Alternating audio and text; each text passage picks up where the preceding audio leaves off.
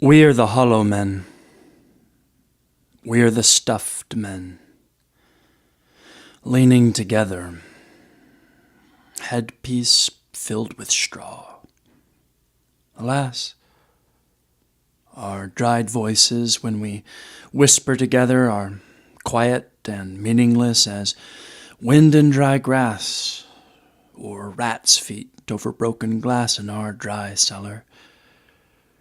Shape without form, shade without color, paralyzed force, gesture without motion. Those who have crossed with direct eyes to death's other kingdom remember us, if at all, not as lost, violent souls, but only as the hollow men, the stuffed men. Eyes I dare not meet in dreams. In death's dream kingdom these do not appear. There the eyes are sunlight on a broken column. There is a tree swinging, and voices are in the winds singing, more distant and more solemn than a fading star. Let me be no nearer in death's dream kingdom. Let me also wear such deliberate disguises, rat's coat, crow skin, crossed staves in a field, behaving as the wind behaves, no nearer, not that final meeting in the twilight kingdom with eyes I dare not meet in dreams. This is the dead land. This is cactus land. Here the stone images are raised.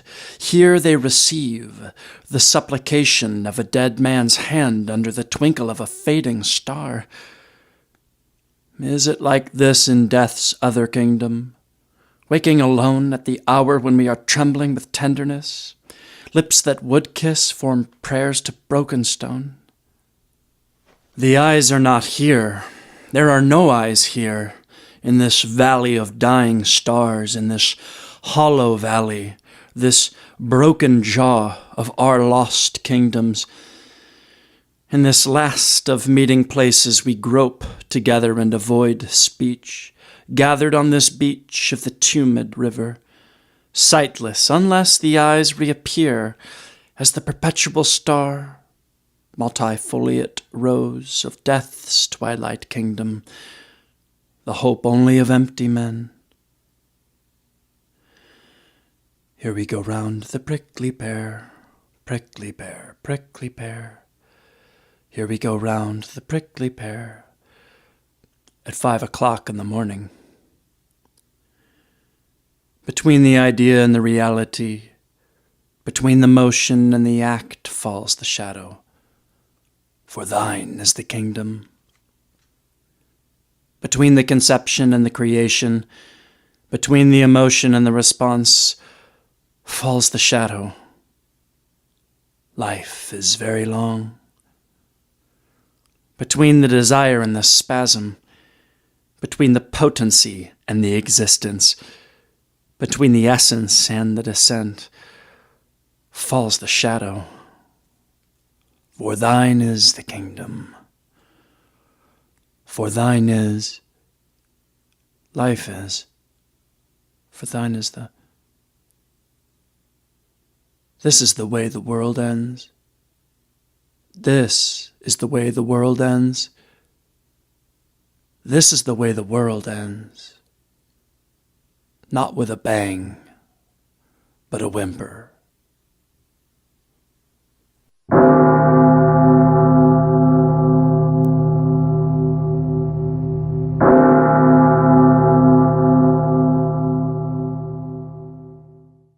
Children's voices in the orchard, between the blossom and the fruit time. Golden head, crimson head, between the green tip and the root. Black wing, brown wing, hover over. 20 years and the spring is over. Today grieves, tomorrow grieves. Cover me over, light in leaves.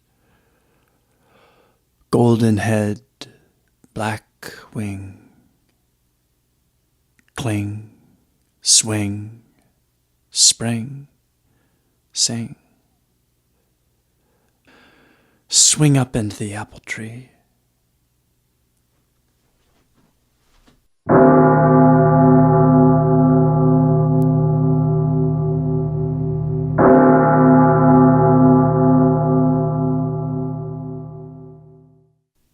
Stand on the highest pavement of the stair. Lean on a garden urn. Weave the sunlight in your hair. Clasp your flowers to you with a pained surprise. Fling them to the ground and turn with a fugitive resentment in your eyes. But weave the sunlight in your hair. So I would have had him leave, so I would have had her stand and grieve. So we would have left as the soul leaves the body, torn and bruised, as the mind deserts the body it has used.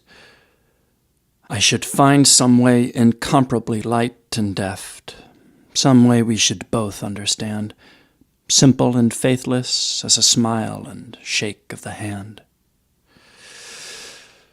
She turned away, but with the autumn weather compelled my imagination many days and many hours, her hair over her arms and her arms full of flowers. And I wonder how they should have been together. I should have lost a gesture and a pose. Sometimes these cogitations still amaze the troubled midnight and the noon's repose.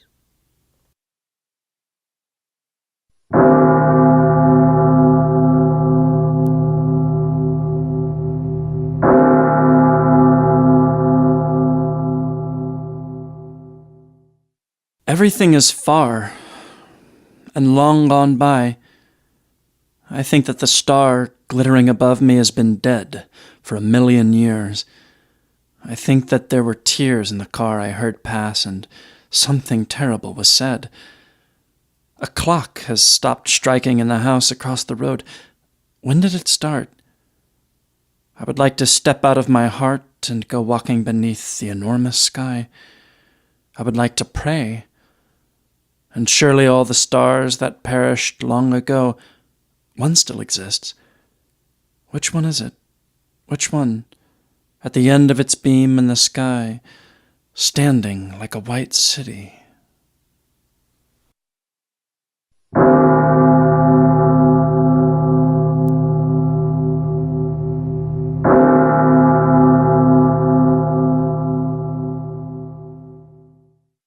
Lord, it is time. The huge summer has gone by. Now, overlap the sundials with your shadows, and on the meadows let the wind go free. Command the fruits to swell on tree and vine. Grant them a few more warm, transparent days. Urge them on to fulfillment, then impress the final sweetness into heavy wine. Whoever has no house now will never have one. Whoever is alone will stay alone forever. Will sit, read, write long letters through the evening, and wander up the boulevards, up and down, restlessly while the dry leaves blow.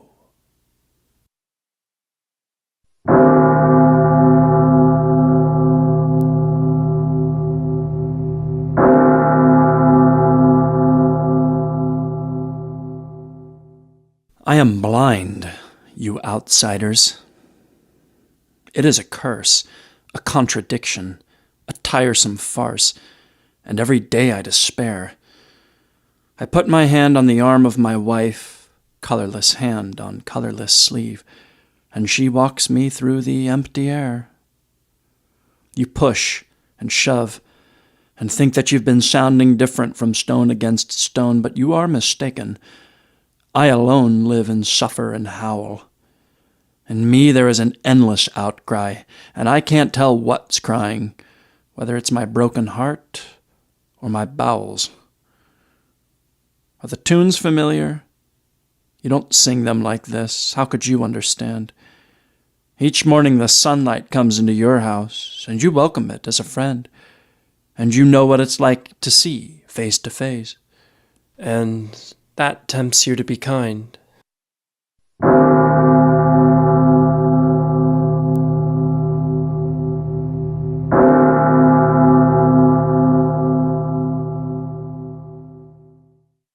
In some men, the prospect of a more or less eminent end excites energy, good or bad, and plunges them into a frenzy of activity. Artless enough to try to perpetuate themselves by their endeavor, by their work, they move heaven and earth to finish, to conclude it, not a moment to lose. The same perspective invites others to founder in what's the use? In a stagnant clear-sightedness, in the unimpeachable truths of despondency.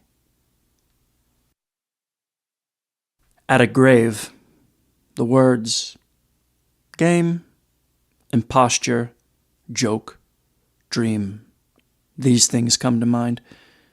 Impossible to think that existence is a serious phenomenon, certainly a faking from the start, at bottom. Over the gate of our cemeteries should be written, nothing is tragic because everything is unreal. It's not worth the bother of killing yourself, since you always kill yourself too late. Nietzsche's great luck, to have ended as he did, in Euphoria. 3 a.m. I realized this second, then this one, then the next. I dropped the balance sheet for each minute. And why all this? Because I was born. It is a special type of sleeplessness that produces the indictment of birth. Ever since I was born, that since has a resonance so dreadful to my ears it becomes almost unendurable. There is a kind of knowledge that strips whatever you do of weight and scope. For such knowledge, everything is without basis except itself. Pure to the point of abhorring even the notion of an object, it translates that extreme science according to which doing or not doing something comes down to the same thing and is accompanied by an equally extreme satisfaction, that of being able to rehearse every time the discovery that any gesture performed is not worth defending, that nothing is enhanced by the merest vestige of substance, that so-called reality falls within the province of lunacy. Such knowledge deserves to be called posthumous. It functions as if the knower were alive and not alive, a being and the memory of a being. It's already in the past, he says about all he achieves, even as he achieves it, thereby forever destitute of the present.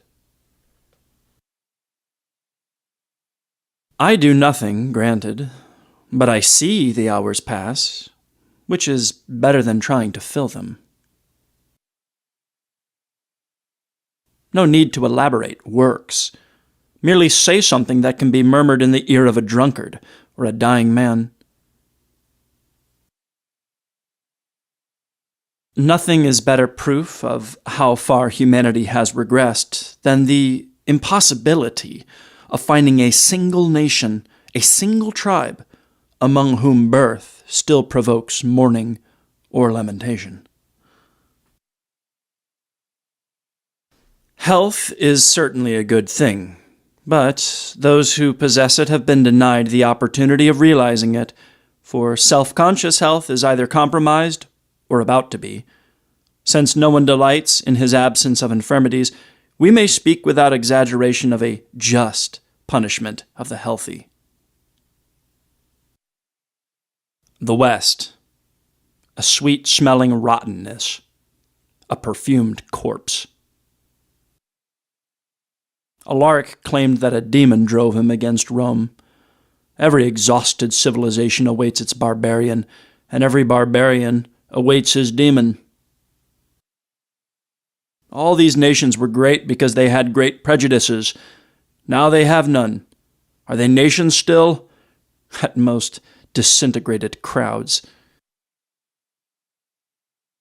Progress is the injustice each generation commits with regard to its predecessor. So long as a nation keeps the awareness of its superiority, it is fierce and respected. Once it loses that awareness, a nation becomes humanized and no longer counts.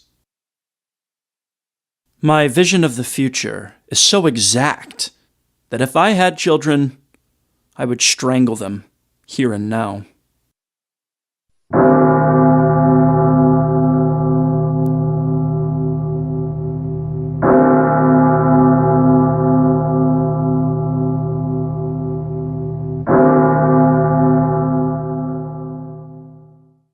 There are 4 legends concerning Prometheus.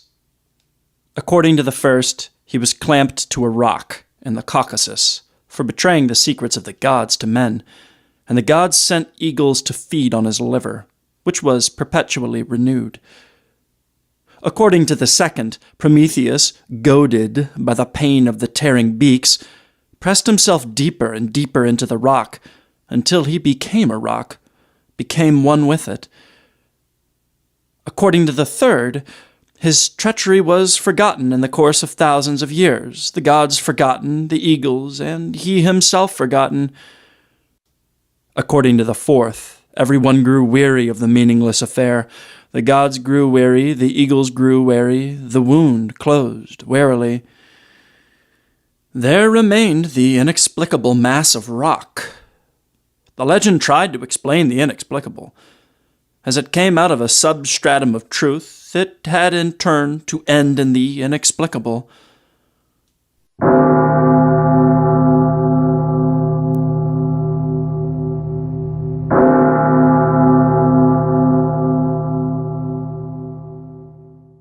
The Emperor, so it runs, has sent a message to you.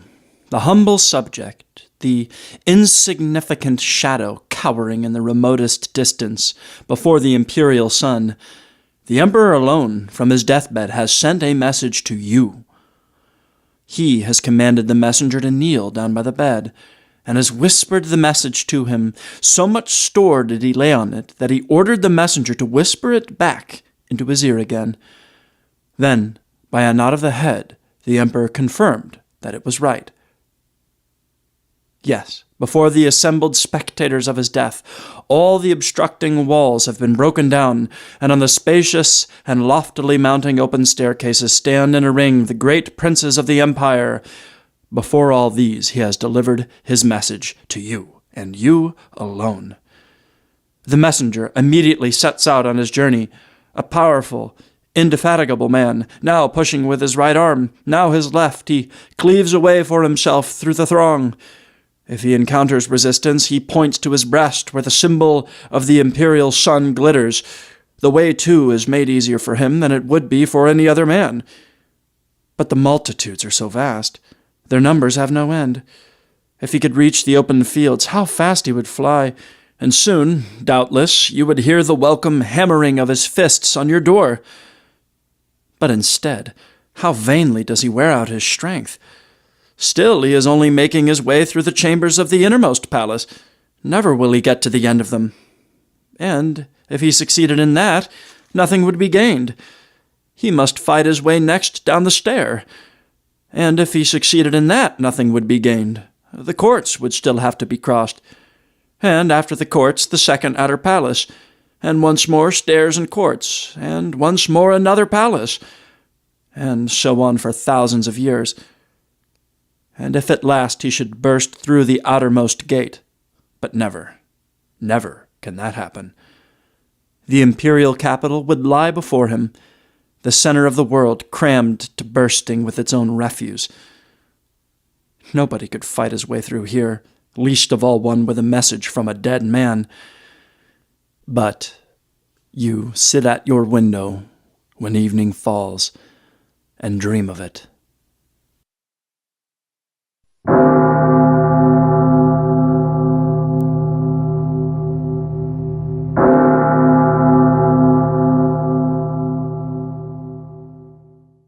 It was related that the people were offered a choice between becoming kings or the messengers of kings. The way children would, they all wanted to be messengers. Therefore, there are only messengers who hurry about our world, shouting to each other, and since there are no kings, their messages have become quite meaningless. They would like to put an end to this miserable life of theirs, but they dare not, because of their oaths of service. We have a new attorney, and his name is Dr. Bucephalus. There is little about his external appearance to remind one of the time when he was still Alexander of Macedon's charger. But anyone familiar with such matters can still notice something. Did I not just lately see even a quite simple court attendant stare at the lawyer with a professional eye of a modest racetrack follower as the latter, lifting his legs high, mounted the outside stairs step by step with a tread that made the marble ring? The bar has in general approved of Bucephalus's admission. They tell themselves, with amazing insight, that Bucephalus's position under our present social system is a difficult one, and that he therefore, and also because of his world historical significance, deserves to be met halfway. Today, as no one can deny, there is no Alexander the Great. Many, of course, still know how to murder, nor is there any lack of skill at stabbing your friend over the banquet table with a lance. And for many, Macedonia is too narrow, so that they curse Philip the Father, but no one can lead us to India.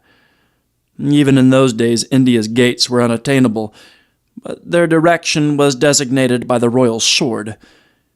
Today the gates have been shifted elsewhere and higher and farther away.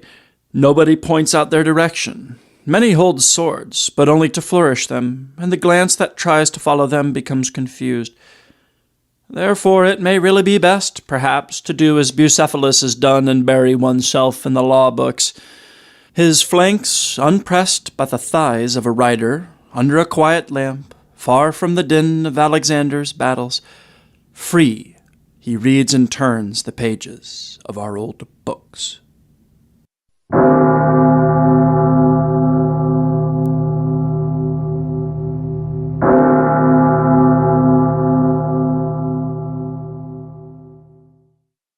Initially, all the arrangements for building the Tower of Babel were characterized by fairly good order. Indeed, the order was itself perhaps too perfect.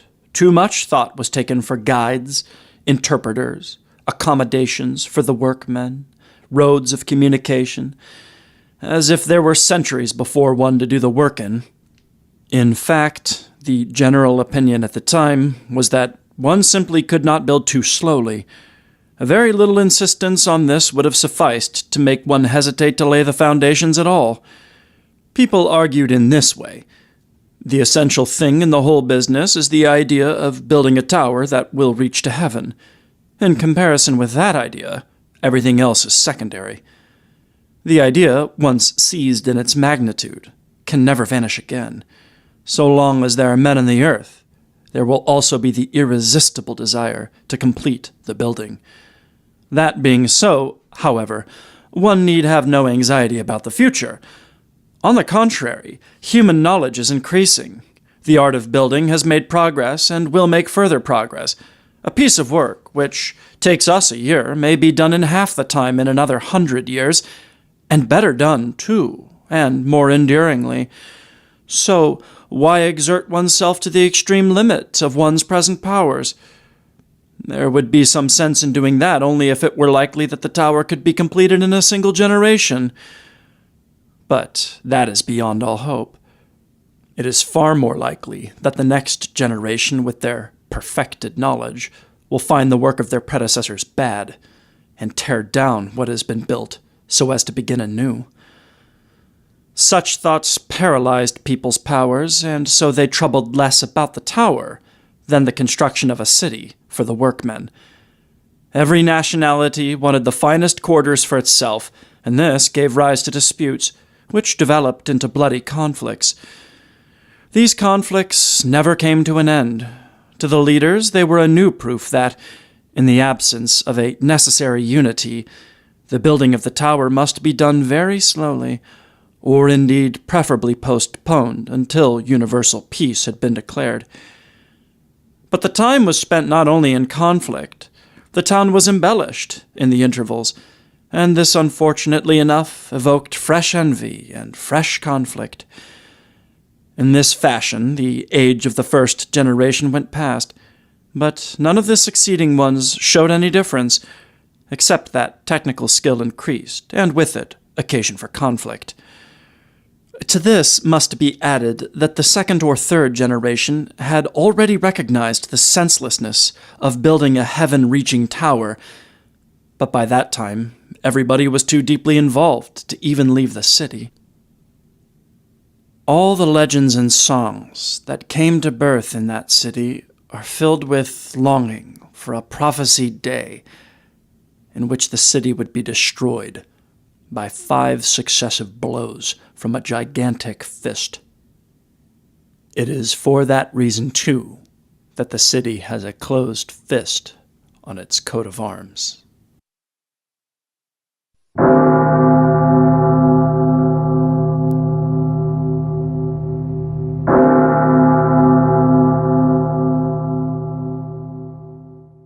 To understand,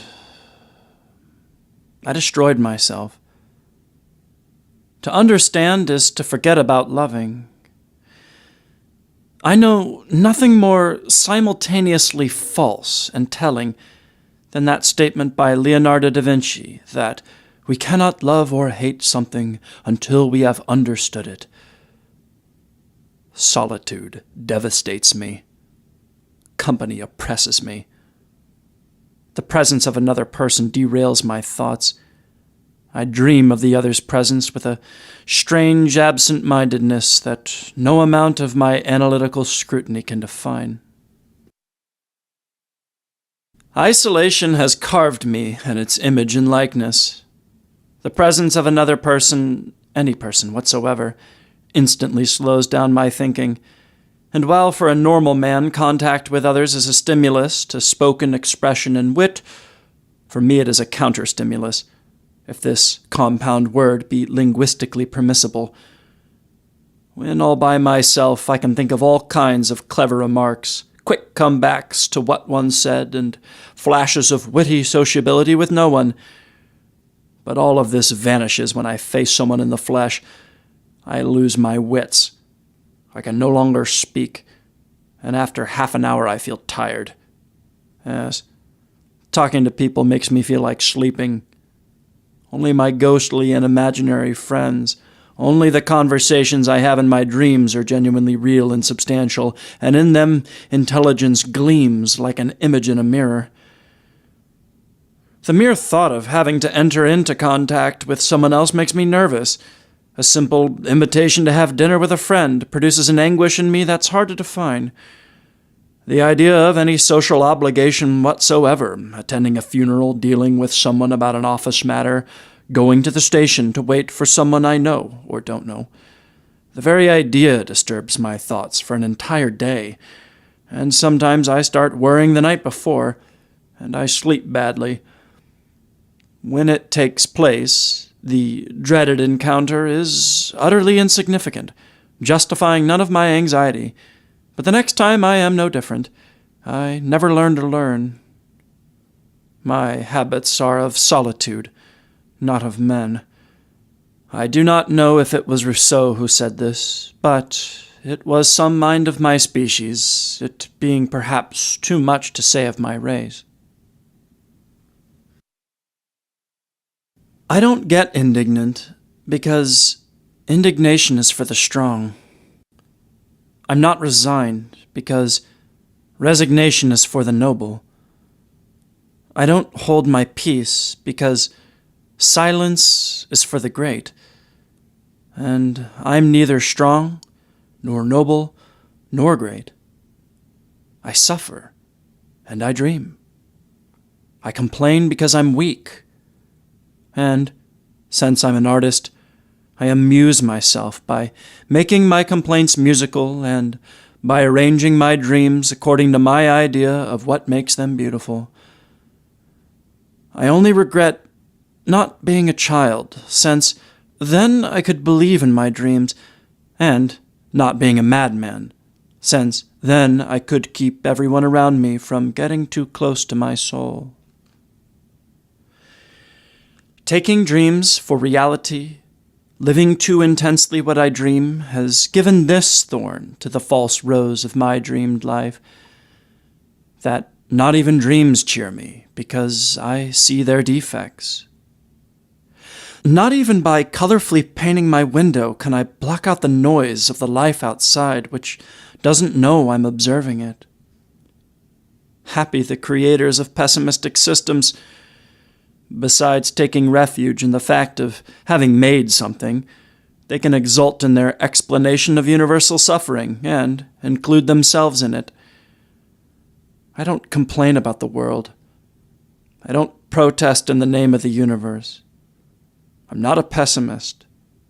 I suffer and complain, but I don't know if suffering is the norm, nor do I know if it's human to suffer.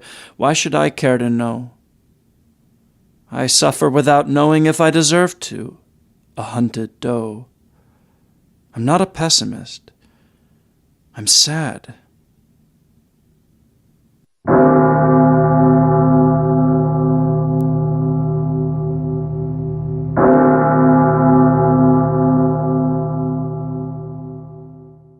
What is this inferno?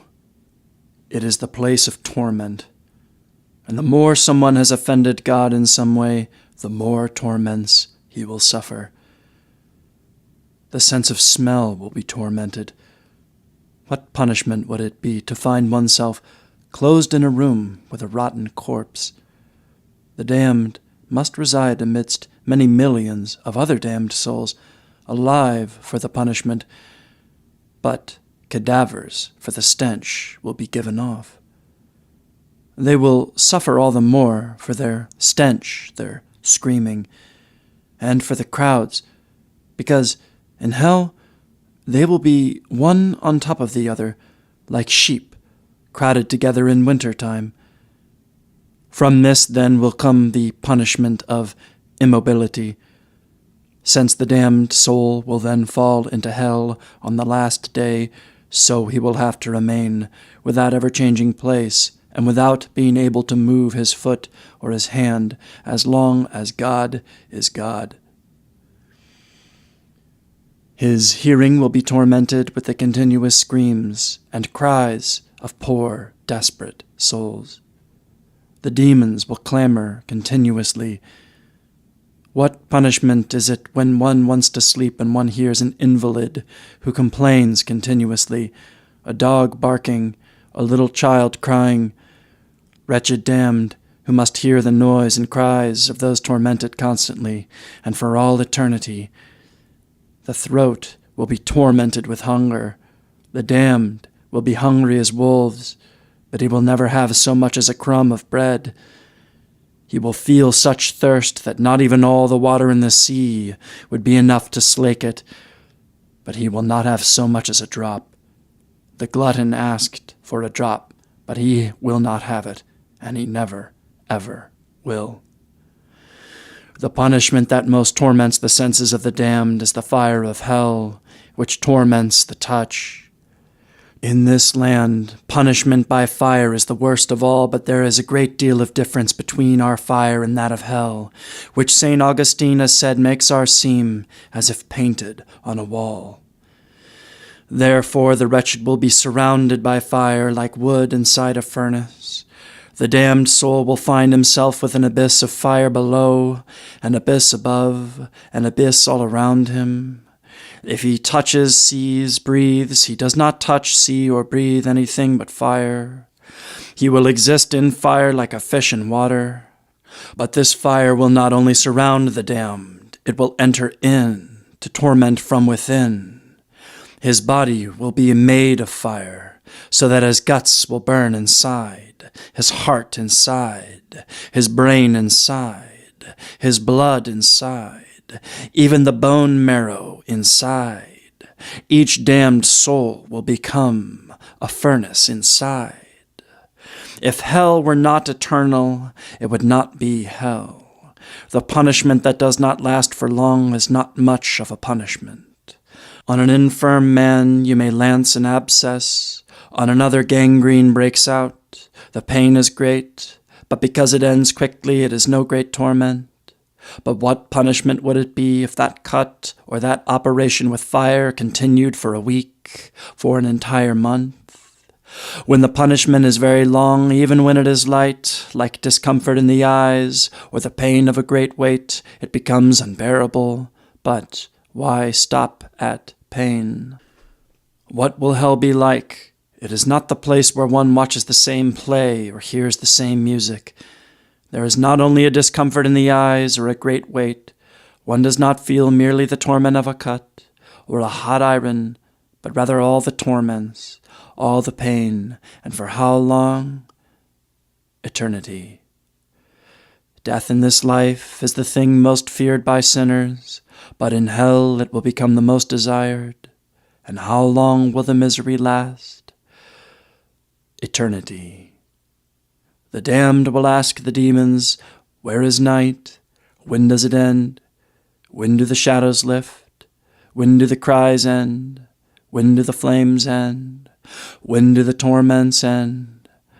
And the demons will answer, never, never, never, never.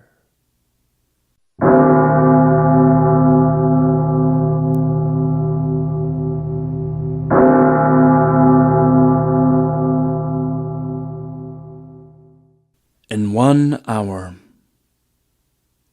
death undoes all. What price, beauty? What price, riches? What price, honors? What price, nobility? As soon as this body, all things considered well put together and well organized, is closed up in its tomb, it changes color, becoming yellow and pale, but with a certain nauseating pallor and wanness that makes one afraid. Then it will blacken from head to toe, and a grim and gloomy heat like that of banked coals will cover it entirely. Then the face, chest, and stomach will begin to swell strangely. Upon the stomach's swelling a fetid, greasy mold will grow, the foul product of approaching corruption. Not long thereafter, that yellow and swollen stomach will begin to split and burst. Thence will issue forth a slow lava of putrefaction and revolt, in which pieces of black and rotten flesh float and swim. Here you see a worm-ridden half an eye, there a strip of putrid, rotten lip, and further on a bunch of lacerated bluish intestines. In this a number of flies generate, as well as worms and other creatures that swim and wind about one another in the corrupt blood of the dead. And they latch on to the rotten flesh. They eat, they devour it. Some of these worms issue forth from the chest, others, intermixed with that putridness, enter and exit from the mouth, and the most satiated come and go, gurgling and bubbling down the throat.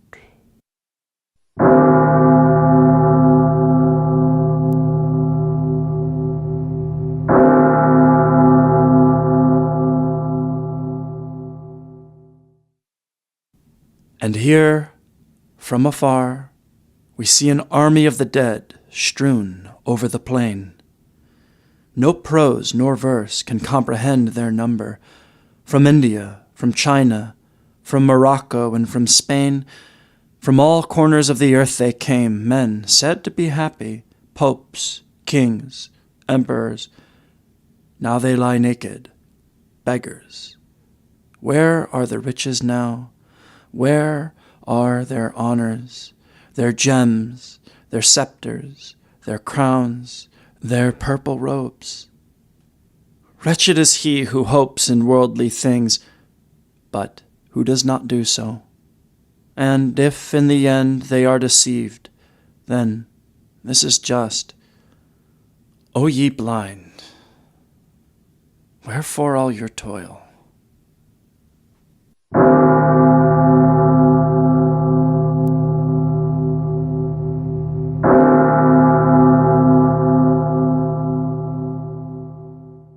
I am not afraid of danger. If a man came in, I would kill him without a shudder. I am not afraid of ghosts. I don't believe in the supernatural. I am not afraid of the dead. I believe in the definitive destruction of all beings that die. Oh then, right. I am afraid of myself. I am afraid of fear. Fear of the pangs of the mind that loses its way, fear of the horrendous feeling that is incomprehensible, afraid of walls, afraid of furniture, familiar objects that are alive with an animal life. Most of all, I am afraid of that horrible agitation of the thought, of the reason fleeing into chaos, dispersed by 1,000 mysterious and invisible anguishes.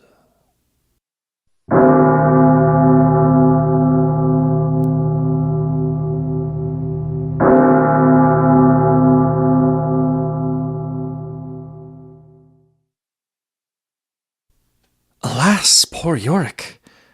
I knew him, Horatio. A fellow of infinite jest, of most excellent fancy. He hath bore me on his back 1,000 times, and now how abhorred in my imagination it is.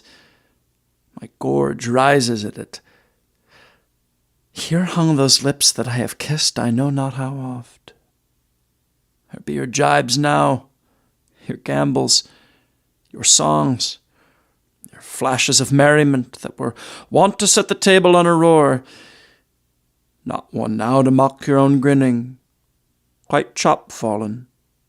Now, get you to my lady's chamber and tell her, let her paint an inch thick, to this favour she must come. Make her laugh at that.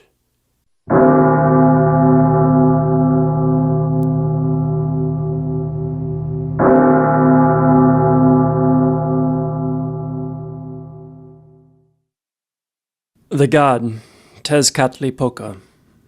He was considered a true god, invisible, able to enter everywhere, in the heavens, on earth, and into the place of the dead. It was said that when he was upon earth he incited people to war, created enmity and discord, and caused much anguish and disquiet. He set brother against brother, so that they made wars, and for this reason he was called the enemy on both sides. He alone understood how the world was governed, and alone gave prosperity and riches, and took them away at will. He gave riches, prosperity and fame, courage and command, dignities and honor, and took them away again, as he willed. For this he was feared and reverenced, for it was within his power to raise up or cast down.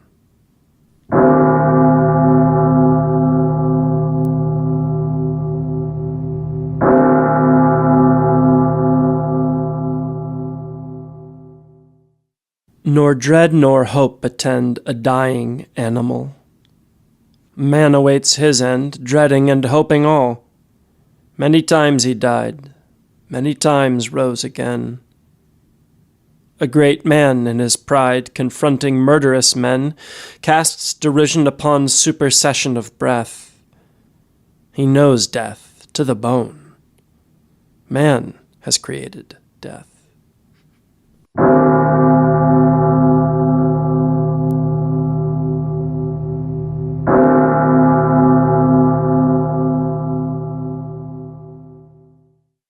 Everywhere there were people living out their lives using aspect of suicide against themselves. They did not even have the authenticity of the final act to speak for them. Suicide is, in short, the one continuous, everyday, ever-present problem of living. It is a question of degree. I've seen them in all varying stages of development and despair. the failed lawyer, the cynical doctor, the depressed housewife, the angry teenager, all of mankind engaged in the massive conspiracy against their own lives that is their daily activity. The meaning of suicide, the true meaning, has yet to be defined, has yet to be created in the broad dimensions it deserves.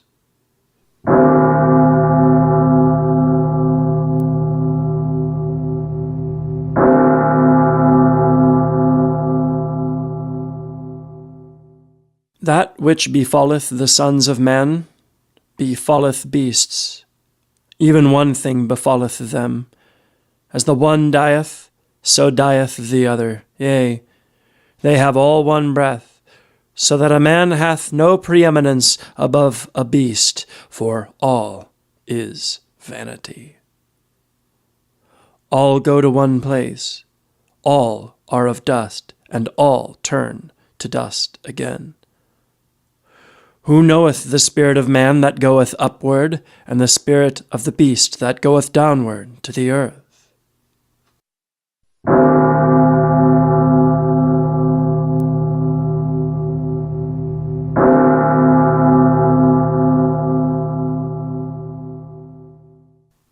Listen to the newborn infant's cry in the hour of birth, see the death struggles in the final hour, and then declare whether what begins and ends in this way can be intended to be enjoyment. True enough, we human beings do everything as fast as possible to get away from these 2 points. Hurry as fast as possible to forget the birth cry and change it to delight in having given a human being life. And when someone dies, we immediately say, "Softly and gently he slipped away. Death is asleep, a quiet sleep," something we do not say for the sake of the one who died, for our talking cannot help him, but for our own sake, in order not to lose our zest for life, in order to change everything to serve an increase in the zest for life, during the interval between birth cry and death wail, between the shriek of the mother and the child's repetition of that shriek when the child at some time dies. Imagine somewhere a great hall, splendid, where everything is done to produce joy and merriment, but the entrance to the room is a nasty, horrible stairway, and it is impossible to pass without getting disgustingly soiled, and admission is paid by prostitution. And when day dawns, the merriment is over, and all ends with one's being kicked out again. But the whole night through, everything is done to keep up and inflame the merriment and pleasure. What is reflection? Simply to reflect on these 2 questions. First, how did I get into this, and how do I get out of it again? How must it end? And what is thoughtlessness? To muster everything in order to drown all this about entrance and exit in forgetfulness. To muster everything to re-explain and explain away entrance and exit, simply lost in the interval between the birth cry and the repetition of this cry when the one who is born dies in the struggle of death.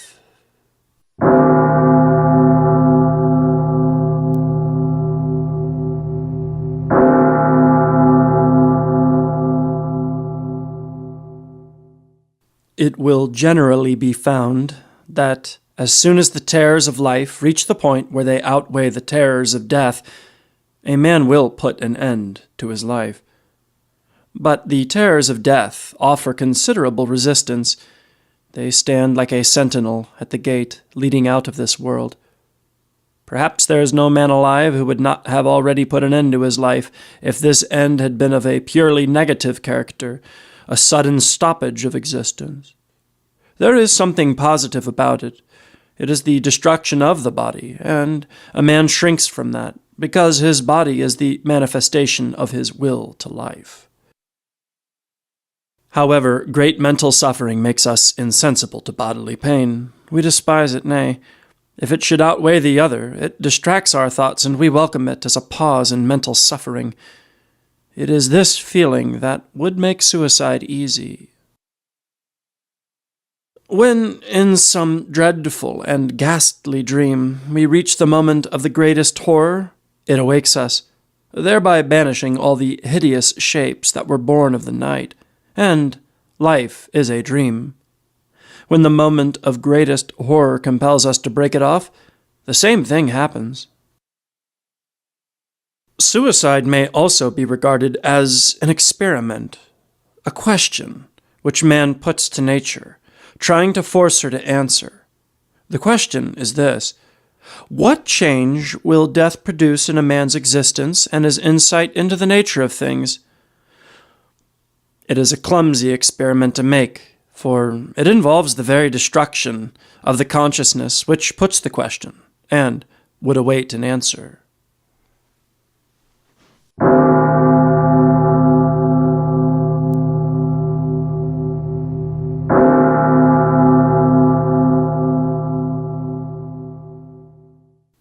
The whole world can be divided into those who write and those who do not write. Those who write represent despair, and those who read disapprove of it and believe that they have a superior wisdom, and yet, if they were able to write, they would write the same thing. Basically, they are all equally despairing, but when one does not have the opportunity to become important with his despair, then it is hardly worth the trouble to despair and show it. Is this what it is to have conquered despair?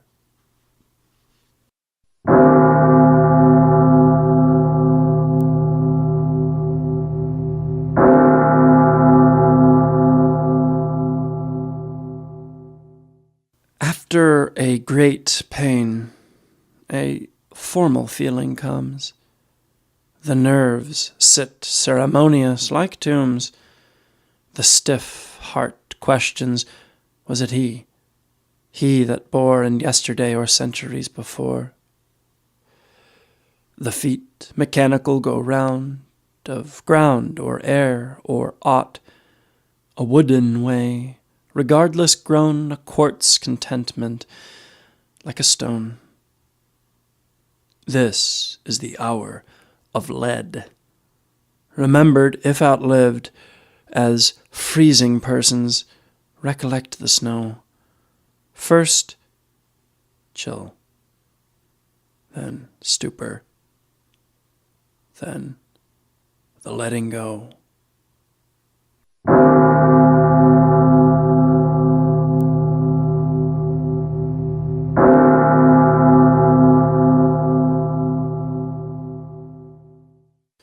Life is, in fact, a battle.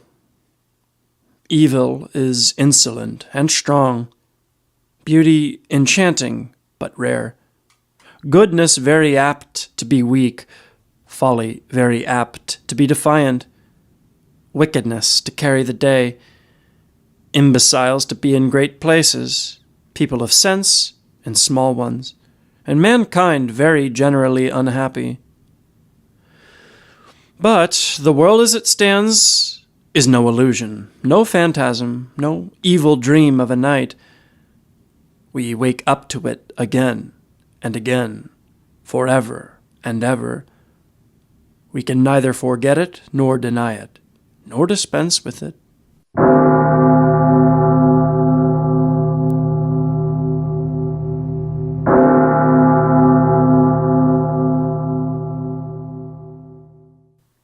What is a poet? An unhappy man, who in his heart harbors a deep anguish, but whose lips are so fashioned that the moans and cries which pass over them are transformed into ravishing music.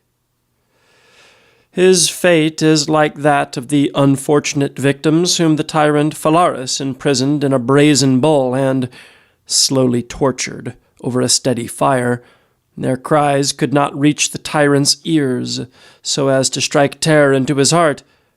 When they reached his ears, they sounded like sweet music. And men crowd about the poet and say to him, "Sing for us soon again," which is as much to say, "May new sufferings torment your soul, But may your lips be fashioned as before, for the cries would only distress us, but the music is delightful. And the critics come forward and say, that is perfectly done, just as it should be, according to the rules of aesthetics. Now, it is understood that a critic resembles a poet to a hare. He only lacks the anguish in his heart and the music upon his lips. I tell you, I would rather be a swineherd understood by the swine than a poet misunderstood by men.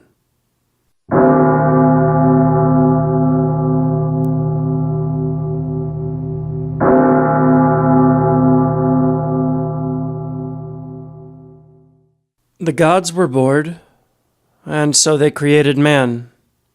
Adam was bored because he was alone, and so Eve was created. From that moment on, boredom entered the world and increased in proportion to the increase of population.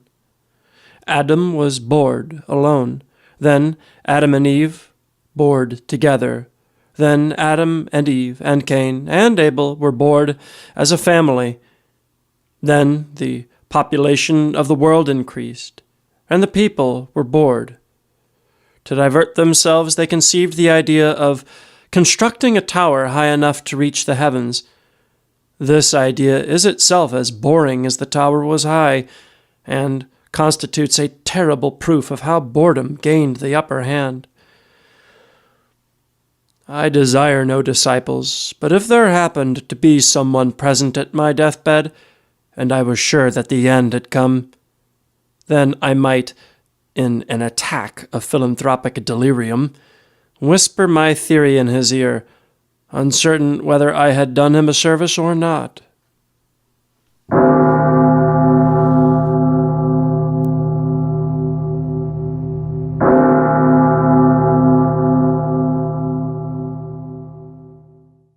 A young girl is in despair over love, and so she despairs over her lover because he has died or because he was unfaithful to her.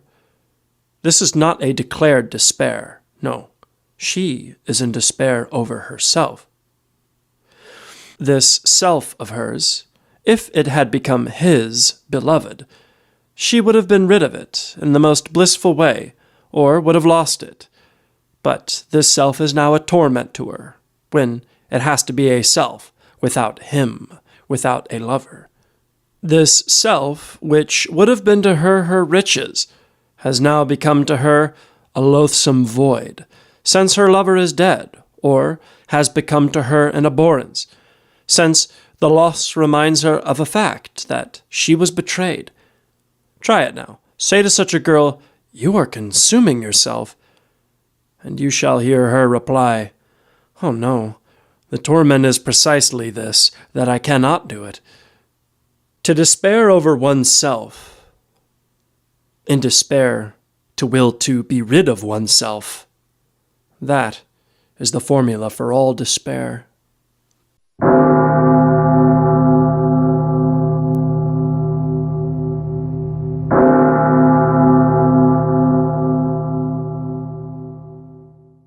It happened that a fire broke out backstage in a theater. The clown came out to inform the public. They thought it was just a jest and applauded. He repeated his warning. They shouted even louder.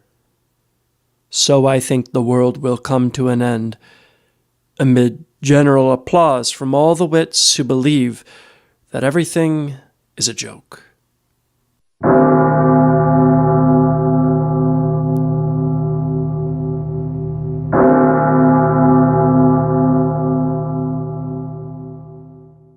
Do not confuse a man who pities himself with a man who is defeated. He still possesses energy enough to protect himself against the dangers which threaten him. Let him complain. That is his way of disguising his vitality. He asserts himself as best he can. His tears conceal an aggressive intention. Nor must you take his lyricism or his cynicism for signs of weakness. Lyricism and cynicism emanate from a latent strength, from a capacity to expand or refuse. Depending on circumstances, he employs one or the other. He is well armed. Furthermore, he enjoys the consolations of an existence without a horizon, an existence appeased, imbued with its impasses, proud of culminating in a total defeat. Leave him then to his happiness. On the other hand, mind the man who can no longer pity himself, who rejects his miseries, relegates them outside his nature and outside his voice. Having renounced the resources of lamentation and derision, he ceases to communicate with his life, which he turns into an object. His very sufferings supervene apart from his ego, and if he records them, it is to debase them, to make them into things, to abandon them to matter. No one, not even himself, knows what he still reacts to. Disconcerted, the wise turn from him, but perhaps he will arouse the pity or jealousy of the mad, if they could realize that he, without losing his reason, has gone much further than they.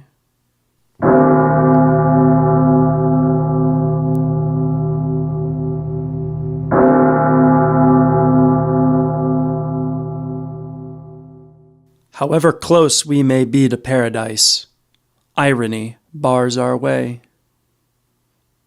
Ineptitudes, it chides us. Your ideas of an immemorial or future happiness. Cure yourself of nostalgias, of the childish obsession with the beginning and the end of time. Eternity, that dead duration. Only the weak are concerned with such things. Let the moment do its work. Let it reabsorb your dreams. And if we turn our eyes toward knowledge, irony shows us its absurdity, its inanity. What is the good of degrading things into problems? Your learning is constantly canceling itself out, so that the latest item shows no advance whatever over the first. Confined in a déjà vu, you have no other substance but that of words. Thoughts do not adhere to being. And, when dazed, we think of some Hindu monk who, for 9 years, stood against a wall in paralyzed meditation. Irony intervenes once more, to inform us that he discovered, at the end of so many incomparable sufferings, the nothingness by which he had begun. You see, it insinuates, how comical the mind's adventures are. Sacrifice them for appearances, but do not seek some reality behind them. Do not seek a secret. Nothing has a reality or secret. Forbear searching for an illusion. Forbear destroying a unique reality. By persisting in this language, irony accustoms us to it, compromising both our metaphysical experiments and the models which invited us to make them. And when it is darkened by humor, irony excludes us forever from that future outside of time, which is the absolute.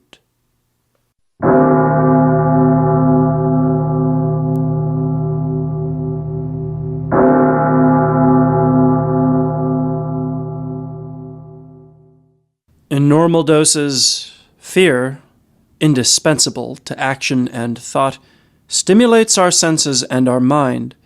Without it, no action at all. But when fear is excessive, when fear invades and overwhelms us, it is transformed into a harmful principle, into cruelty. A man who trembles dreams of making others tremble. A man who lives in terror ends his days in ferocity. Hence the case of the Roman emperors. Anticipating their own murders, they consoled themselves by massacres. The discovery of a first conspiracy awakened and released in them a monster, and it was into cruelty that they withdrew in order to forget their own fear. But we ordinary mortals who cannot permit ourselves the luxury of cruelty to others, to murder, it is upon ourselves, upon our flesh and our minds, that we must exercise and indeed exercise our terrors. The tyrant in us trembles. He must act, discharge his rage, take revenge. and it is upon ourselves that he does so. So decides the modesty of our condition. Amid our terrors, more than one of us evokes a Nero, who, lacking an empire, would have had only his own conscience to persecute.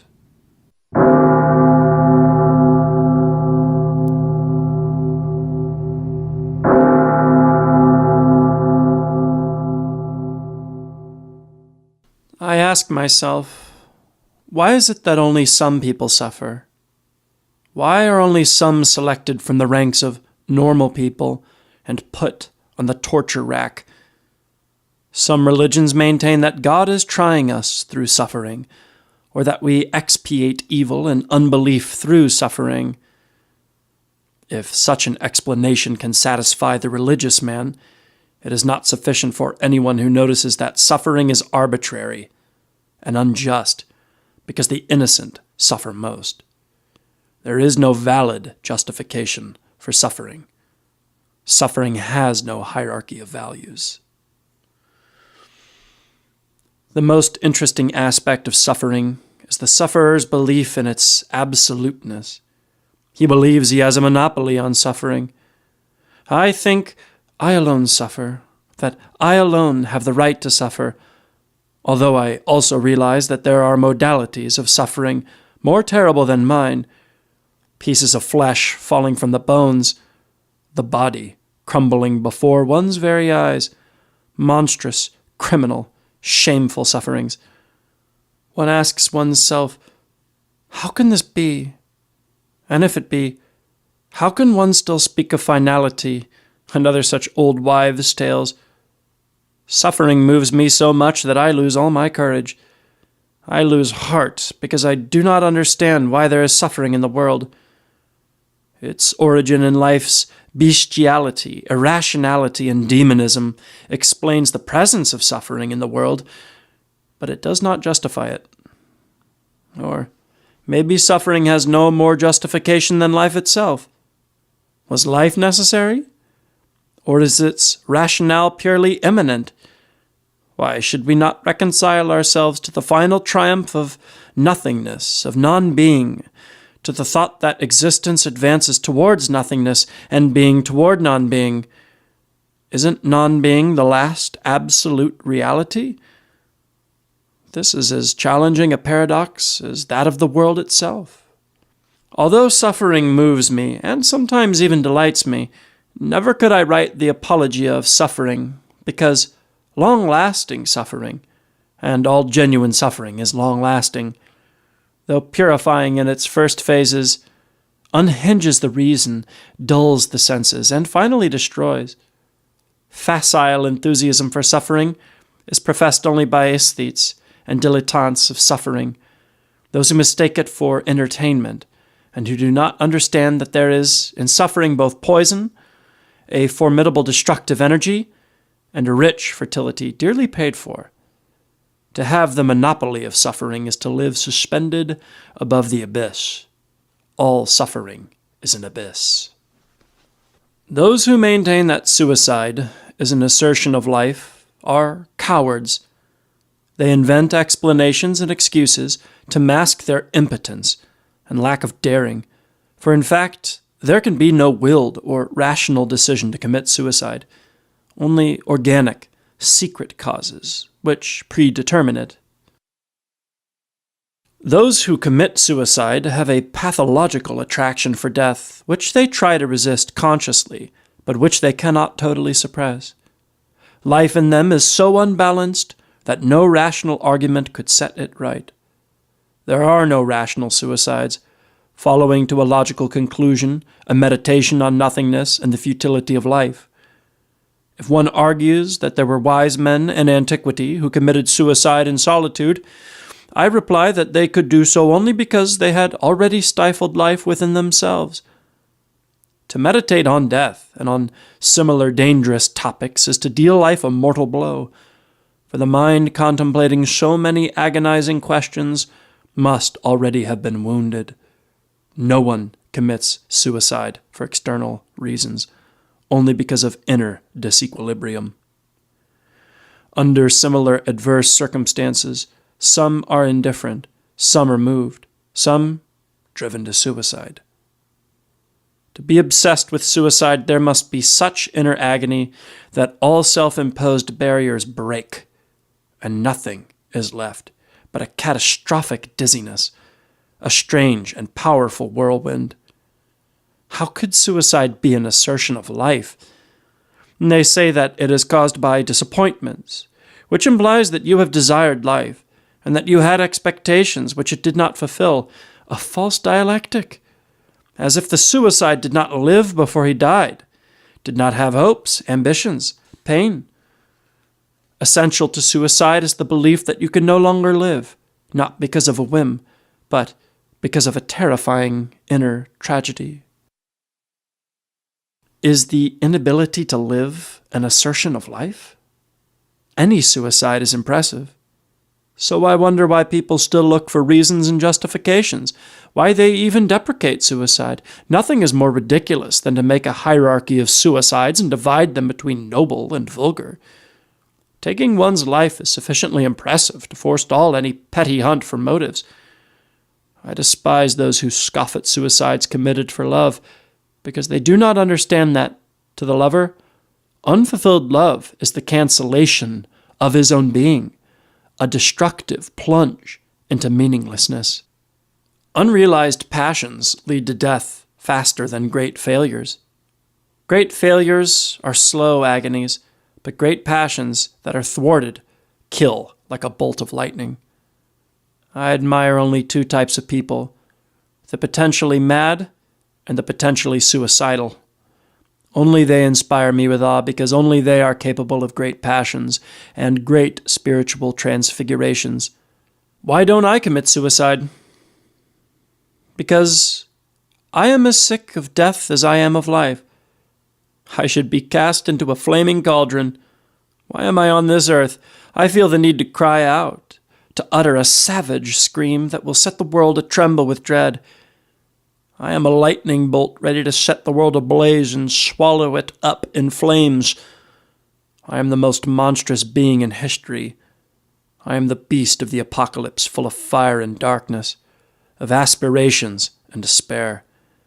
I am the beast with a contorted grin, contracting down to illusion and dilating towards infinity, both growing and dying, delightfully suspended between hope for nothing and despair for everything, brought up among perfumes and poisons, consumed with love and hatred, killed by light and shadow. My symbol is the death of light and the flame of death. Sparks die in me, only to be reborn as thunder and lightning. Darkness itself glows within my heart.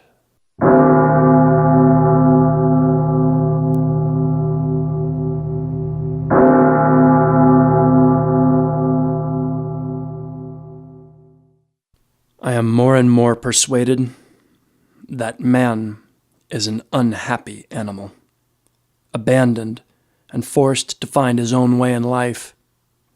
Nature has never known anything like him. He suffers 1,000-fold more from his so-called freedom than from his imprisonment in natural existence.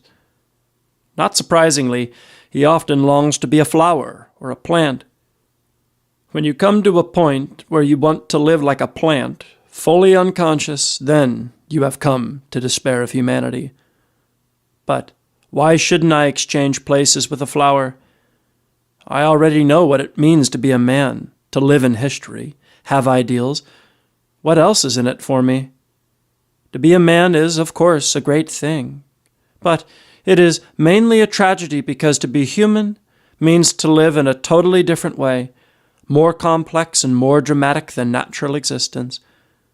Life's tragic character gradually disappears as you go down the scale towards the inanimate realm. Man tends to monopolize tragedy and suffering in the world. That's why salvation for him is a burning, insoluble question. I am not proud to be a man, because I know only too well what it is to be a man. Only those who have not experienced this state intensely are proud of it, because they intend to become men. Their delight is natural. There are among men some who are not far above plants or animals, in fact, and therefore aspire to be humanity. But those who know what it means to truly be man, they long to be anything but. If I could, I would choose every day another form, plant or animal. I would be all the flowers by one, weed, thistle, tropical tree, rose, a tangle of branches, seaweed cast by the shore, or mountain whipped by winds, bird of prey, a croaking bird, or a bird with a melodious song, beast of the forest, or tame animal. Let me live the life of every species, wildly and unself-consciously. Let me try out the entire spectrum of nature. Let me change gracefully, discreetly, as if it were the most natural procedure.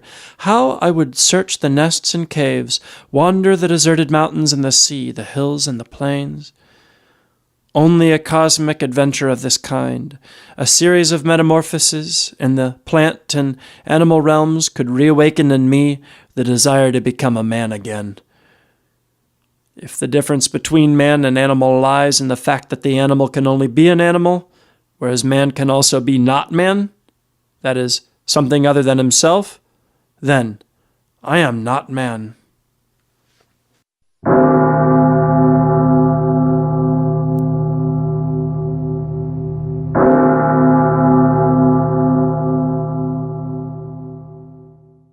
How I would love one day to see all people, young and old, sad or happy, men and women, married or not, serious or superficial, leave their homes and their workplaces, relinquish their duties and responsibilities, gather in the streets, and refuse to do anything anymore. At that moment, let slaves to senseless work, who have been toiling for future generations under the dire delusion that they contribute to the good of humanity, avenge themselves on the mediocrity of a sterile and insignificant life, on the tremendous waste that never permitted spiritual transfiguration. At that moment when all faith and resignation are lost, let the trappings of ordinary life burst once and for all. Let those who suffer silently, not even uttering a sigh of complaint, yell with all their might, making a strange, menacing, dissonant scream that would shake the earth. Let the waters flow faster and the mountains sway threateningly. The trees show their roots like an external and hideous reproach. The birds croak like ravens, and the animals scatter in fright and fall from exhaustion. Let ideals be declared void, beliefs, trifles, art, a lie, philosophy, a joke. Let everything be climax and anticlimax. Let lumps of earth leap into the air and crumble in the wind. Let plants make strange arabesques, frightful and distorted shapes in the sky. Let wildfires spread rapidly, and a terrifying noise drown out everything so that even the smallest animal would know that the end is near. Let all form become formless, and chaos swallow the structure of the world in a gigantic maelstrom. Let there be tremendous commotion and noise, terror, explosions, and then let there be eternal silence and absolute forgetfulness. And in those final moments, let all that humanity has felt until now, hope, regret, love, despair, hatred, let them all explode with such force that nothing is left behind. Would not such moments be the triumph of nothingness and the final apotheosis of non-being?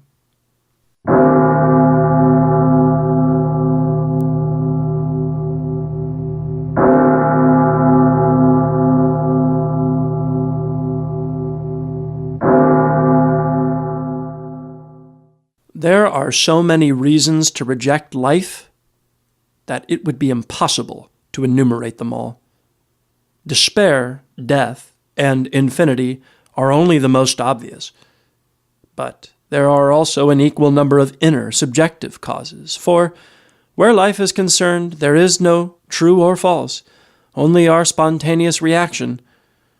One might call it subjectivism, but what does it matter? Isn't intense subjectivity the way to attain universality, exactly as one enters eternity through the instant? Men value solitude so little. They condemn the sterility of all that it has produced, and give praise exclusively to social values, for they cherish the illusion that they have all contributed to their creation. They all aspire to great achievements through which they hope to attain immortality, as if it will all not just crumble into dust. I am displeased with everything. If they made me God, I would immediately resign. And if the world were just me, I would sunder myself apart, burst into tiny pieces, and vanish without a trace. How can there be moments when I feel as if I understand it all?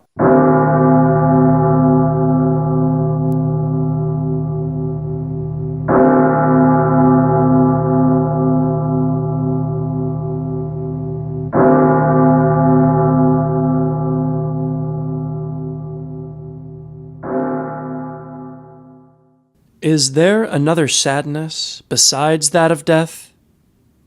Definitely not, because true sadness is black, devoid of charms, dreamless. There is greater weariness in sadness than in melancholy, and it drives one to disgust with life, to acute depression. The difference between sadness and pain? The former is dominated by reflexivity, while the latter is weighed down by the fatal materiality of sensation.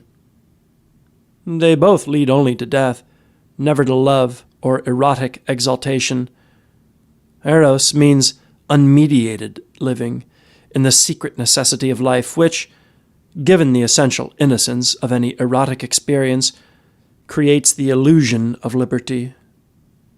To be sad or suffering, on the other hand, means to be incapable of participating directly and organically in the flux of life. Sadness as well as suffering reveals existence for us, for only through them do we acquire consciousness of our separation from the objective world, that anxiety which confers a tragic character upon existence.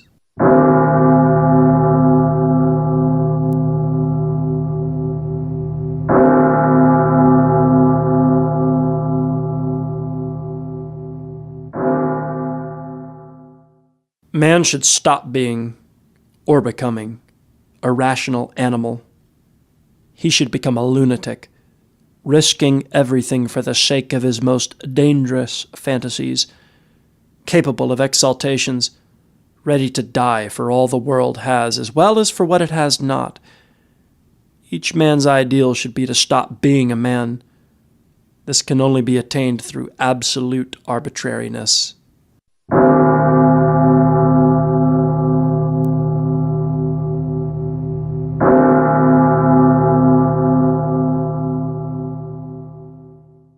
There are experiences which one cannot survive, after which one feels that there is no meaning left in anything.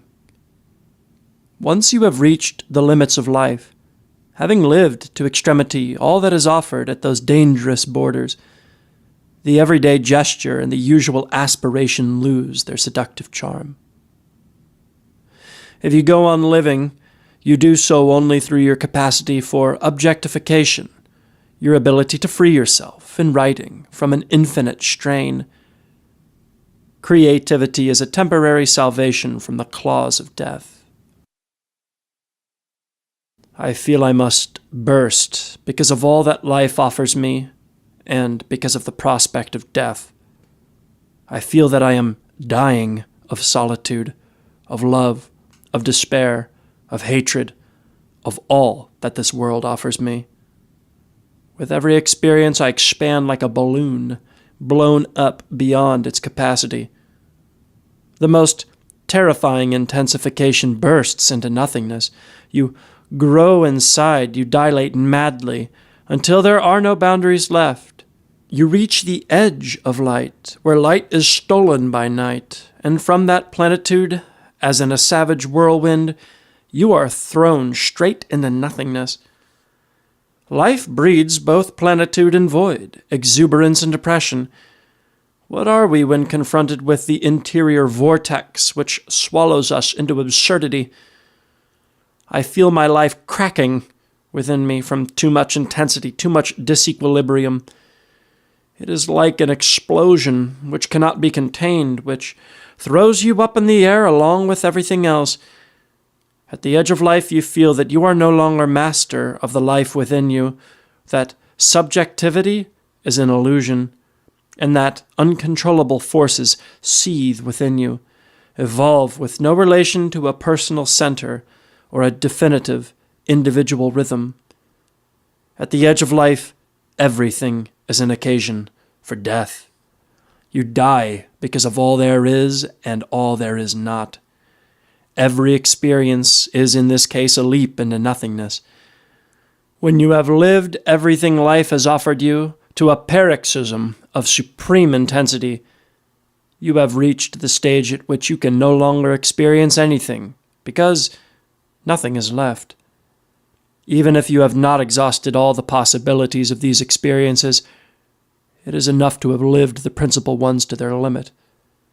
And when you feel that you are dying of loneliness, despair, or love, all that you have not experienced joins in this endlessly sorrowful procession.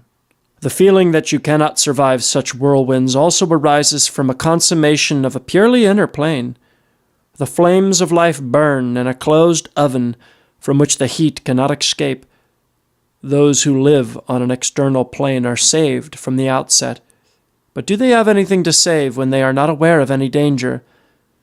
The paroxysm of interior experience leads you to regions where danger is absolute, because life, which self-consciously actualizes its roots in experience, can only negate itself. Life is too limited and too fragmentary to endure great tensions.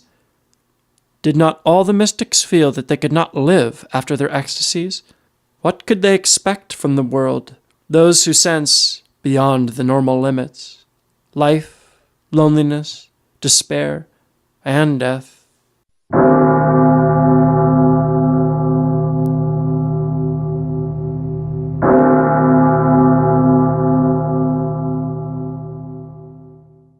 Just as ecstasy purifies you of the particular and the contingent, leaving nothing except light and dark, so insomnia kills off the multiplicity and diversity of the world, leaving you prey to your private obsessions. What strangely enchanted tunes gush forth during a sleepless night. Their flowing tones are bewitching, but there is a note of regret in this melodic surge which keeps it short of ecstasy.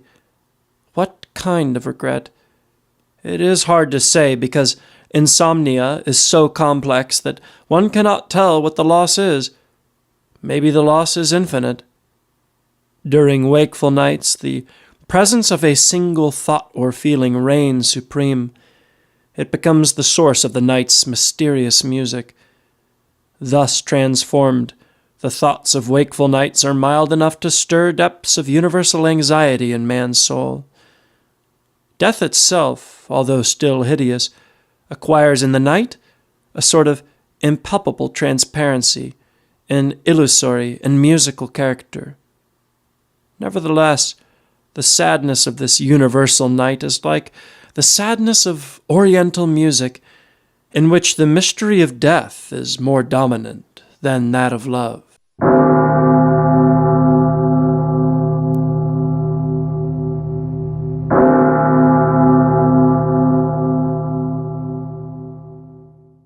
Sunset in the desert. Enfeebled by prolonged fasting, the hermit finds himself unable to concentrate his mind upon holy things. His thoughts wander. Memories of youth evoke regrets that his relaxed will can no longer find strength to suppress. And, remembrance begetting remembrance, his fancy leads him upon dangerous ground. He dreams of his flight from home, of Aminaria, his sister's playmate, of his misery in the waste land, his visit to Alexandria with the blind monk Didymus, the unholy sights of the luxurious city. Involuntarily he yields to the nervous dissatisfaction growing upon him. He laments his solitude, his joylessness, his poverty, the obscurity of his life. Grace departs from him. Hope burns low within his heart. Suddenly revolting against his weakness, he seeks refuge from the distractions in the study of the Bible. Vain effort. An invisible hand turns the leaves, placing perilous texts before his eyes. He dreams of the Maccabees, slaughtering their enemies, and desires that he might do likewise with the Arians of Alexandria. He becomes inspired with admiration of King Nebuchadnezzar.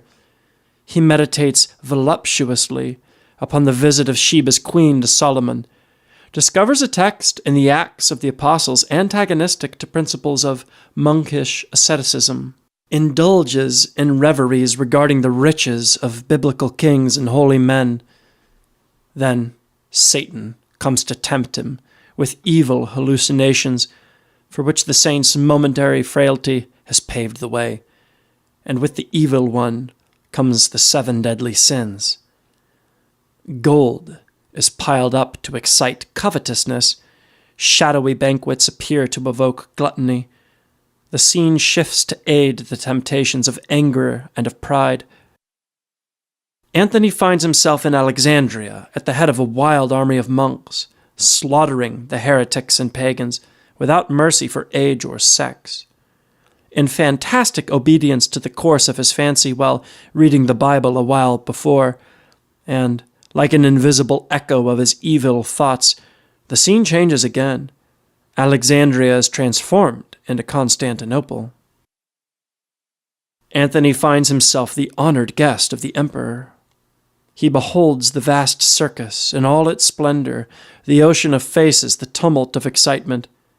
Simultaneously, he beholds his enemies degraded to the condition of slaves, toiling in the stables of Constantine. He feels joy in the degradation of the fathers of Nicaea. Then, all again is transformed. It is no longer the splendor of Constantinople he beholds under the luminosity of a Greek day, but the prodigious palace of Nebuchadnezzar by night. He beholds the orgies, the luxuries, the abominations, and the spirit of pride enters triumphantly into him as the spirit of Nebuchadnezzar. Awakening, as from a dream, he finds himself again before his hermitage. A vast caravan approaches, halts, and the Queen of Sheba descends to tempt St. Anthony with the deadliest of all temptations. Her beauty is enhanced by oriental splendor of adornment. Her converse is a song of witchcraft. The saint remains firm. The 7 deadly sins depart from him. But now the tempter assumes a subtler form. Under the guise of a former disciple of Anthony, Hilarion the demon, while pretending to seek instruction, endeavors to poison the mind of Anthony with hatred of the fathers of the church. He repeats all the scandals amassed by ecclesiastical intriguers, all the calumnies created by malice. He cites texts only to foment doubt, and quotes the evangelists only to cause confusion. Under the pretext of obtaining mental enlightenment from the wisest of men, Hilarion induces Anthony to enter with him into a spectral basilica, wherein are assembled all the heresiarchs of the 3rd century. The hermit is confounded by the multitude of tenants, horrified by the blasphemies and abominations of Elx, Coprocrates, Valentinus, Manes, Cerdo, disgusted by the perversions of the Paternians, Marcosians, Montanists, Sulpicians, bewildered by the apocryphal Gospels of Eve and of Judas, of the Lord, and of Thomas, and Hilarion the demon grows taller. Anthony finds himself in the dungeons of a vast amphitheater, among Christians condemned to the wild beasts. By this hallucination, the tempter would prove to St. Anthony that martyrdom is not always suffered for the purest motives. Anthony finds the martyrs possessed by bigotry and insincerity. He sees many compelled to die against their will, many who would forswear their faith if it would save their lives. He beholds heretics dying for their heterodoxy more nobly than the orthodox believers. And Anthony finds himself then transported to the tombs of the martyrs. He witnesses the meetings of Christian women at the sepulchres. He beholds the touching ceremonies of prayer change into sex orgies. Lamentations give place to amorous dalliance. Then Satan seeks to shake Anthony's faith in the excellence and evidence of miracles. He assumes the form of a Hindu Brahmin, terminating a life of wondrous holiness by self-cremation. He appears as Simon Magus and Helena of Tyrus, and Apollonius of Tyranna, greatest of all the thaumaturgists, who claimed superiority to Christ. All the marvels related by Philostratus are embodied in the converse of Apollonius and Damas. The demon Hilarion reappears, taller than ever, growing more gigantic in proportion to the increasing weakness of Saint Anthony. Standing beside Anthony, he evokes all the deities of the antique world. They defile before him in a marvelous panorama. Gods of Egypt and India, Chaldea and Hellas, Babylon and Ultima Thule, monstrous and multiform, phallic and ithyphallic, fantastic or obscene. Some intoxicate by their beauty, others appall by their foulness. The Buddha recounts the story of his wondrous life. Venus displays the rounded daintiness of her nudity. Isis utters awful soliloquy. Lastly, the phantom of Jehovah appears as the shadow of a god passing away forever. Suddenly the stature of the demon Hilarion towers to the stars. He assumes the likeness and luminosity of Lucifer. He announces himself as science, and Anthony is lifted upon mighty wings and borne away beyond the world, above the solar system, above the starry arch of the Milky Way. All future discoveries of astronomy are revealed to him. He is tempted by the revelation of innumerable worlds, by the refutation of all his previous ideas of the nature of the universe, by the enigmas of infinity, by all the marvels that conflict with his faith. Even in the night of immensity, the demon renews the temptation of reason. Anthony wavers upon the verge of pantheism. Anthony, abandoned by the spirit of science, comes to himself in the desert. Then Satan returns under a twofold aspect, as the spirit of lust and the spirit of destruction. The latter urges him to suicide, the former to indulgence of sense. They inspire him with strong fancies of palingenesis, of the illusion of death, of the continuity of life. The pantheistic temptation intensifies. Anthony, in reveries, meditates upon the monstrous symbols painted upon the walls of certain ancient temples. Could he know their meaning, he might learn also something of the secret lien between matter and thought. Forthwith, the phantasmagoria of monsters commenced to pass before his eyes, the Sphinx and the Chimera, the Blemmies and Astami, the Cynocephaly, and all the creatures of mythologic creation. He beholds the fabulous beings of Oriental imagining, the abnormities described by Pliny and Herodotus, the fantasticalities to be later adopted by heraldry, the grotesqueries of future medieval illumination made animate, the goblinries and foulnesses of superstitious fancy, the witches' Sabbath of abominations. And then a metamorphosis. The multitude of monsters melts away. The land changes into an ocean. The creatures of the briny abyss appear, and the waters in turn also change. Seaweeds are transformed to herbs. Forests of coral give place to forests of trees. Polypus life changes to vegetation.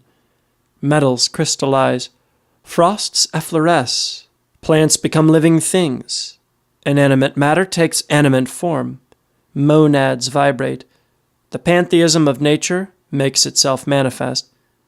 Anthony feels a delirious desire to unite himself with the spirit of universal being. The vision vanishes. The sun arises. The face of Christ is revealed. The temptation has passed. Anthony kneels in prayer.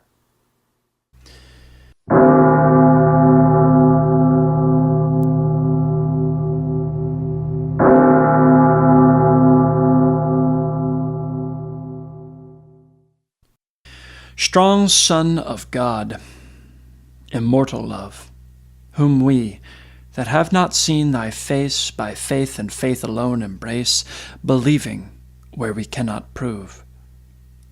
Thine are these orbs of light and shade. Thou madest life in man and brute. Thou madest death, and lo, thy foot is on the skull which thou hast made. Thou wilt not leave us in the dust. Thou madest man, he knows not why. He thinks he was not made to die, and thou hast made him. Thou art just. Thou seemest human and divine, the highest, holiest manhood, thou. Our wills are ours, we know not how. Our wills are ours to make them thine. Our little systems have their day, they have their day and cease to be. They are but broken lights of thee, and thou, O Lord, art more than they. We have but faith, we cannot know, for knowledge is of things we see, and yet we trust it comes from thee, a beam in darkness. Let it grow. Let knowledge grow from more to more, but more of reverence in us dwell, that mind and soul according well may make one music as before, but vaster. We are fools and slight, we mock thee when we do not fear, but help thy foolish ones to bear, help thy vain worlds to bear thy light. Forgive what seemed my sin in me, what seemed my worth since I began, for merit lives from man to man, and not from man, O Lord, to thee. Forgive my grief for one removed, thy creature, whom I found so fair. I trust he lives in thee, and there I find him worthier to be loved. Forgive these wild and wandering cries, confusions of a wasted youth. Forgive them where they fail in truth, and in thy wisdom make me wise. I held it truth with him who sings to one clear harp in divers tones, that men may rise on stepping stones of their dead selves to higher things. But who shall so forecast the years and find in loss again to match, or reach a hand through time to catch the far-off interest of tears? Let love clasp grief, lest both be drowned. Let darkness keep her raven gloss. Ah, sweeter to be drunk with loss, to dance with death, to beat the ground, than that the victor hours should scorn the long result of love and boast, behold the man that loved and lost, but all he was is overworn. Old yew, which graspest at the stones that name the underlying dead, thy fibers net the dreamless head, thy roots are wrapped about the bones. The seasons bring the flower again, and bring the firstling to the flock, and in the dusk of thee the clock beats out the little lives of men. Oh, not for thee the glow, the bloom, who changest not in any gale, nor branding summer suns avail to touch thy 1,000 years of gloom. And gazing on thee, sullen tree, sick for thy stubborn hardihood, I seem to fail from out my blood and grow incorporate into thee. O sorrow, cruel fellowship, O priestess in the vaults of death, O sweet and bitter in her breath, what whispers from thy lying lip? The stars, she whispers, blindly run, a web is woven across the sky. From out waste places comes a cry, and murmurs from the dying sun, and all the phantom nature stands, with all the music in her tone, a hollow echo of my own, a hollow form with empty hands. And shall I take a thing so blind, embrace her as my natural good, or crush her, like a vice of blood, upon the threshold of the mind?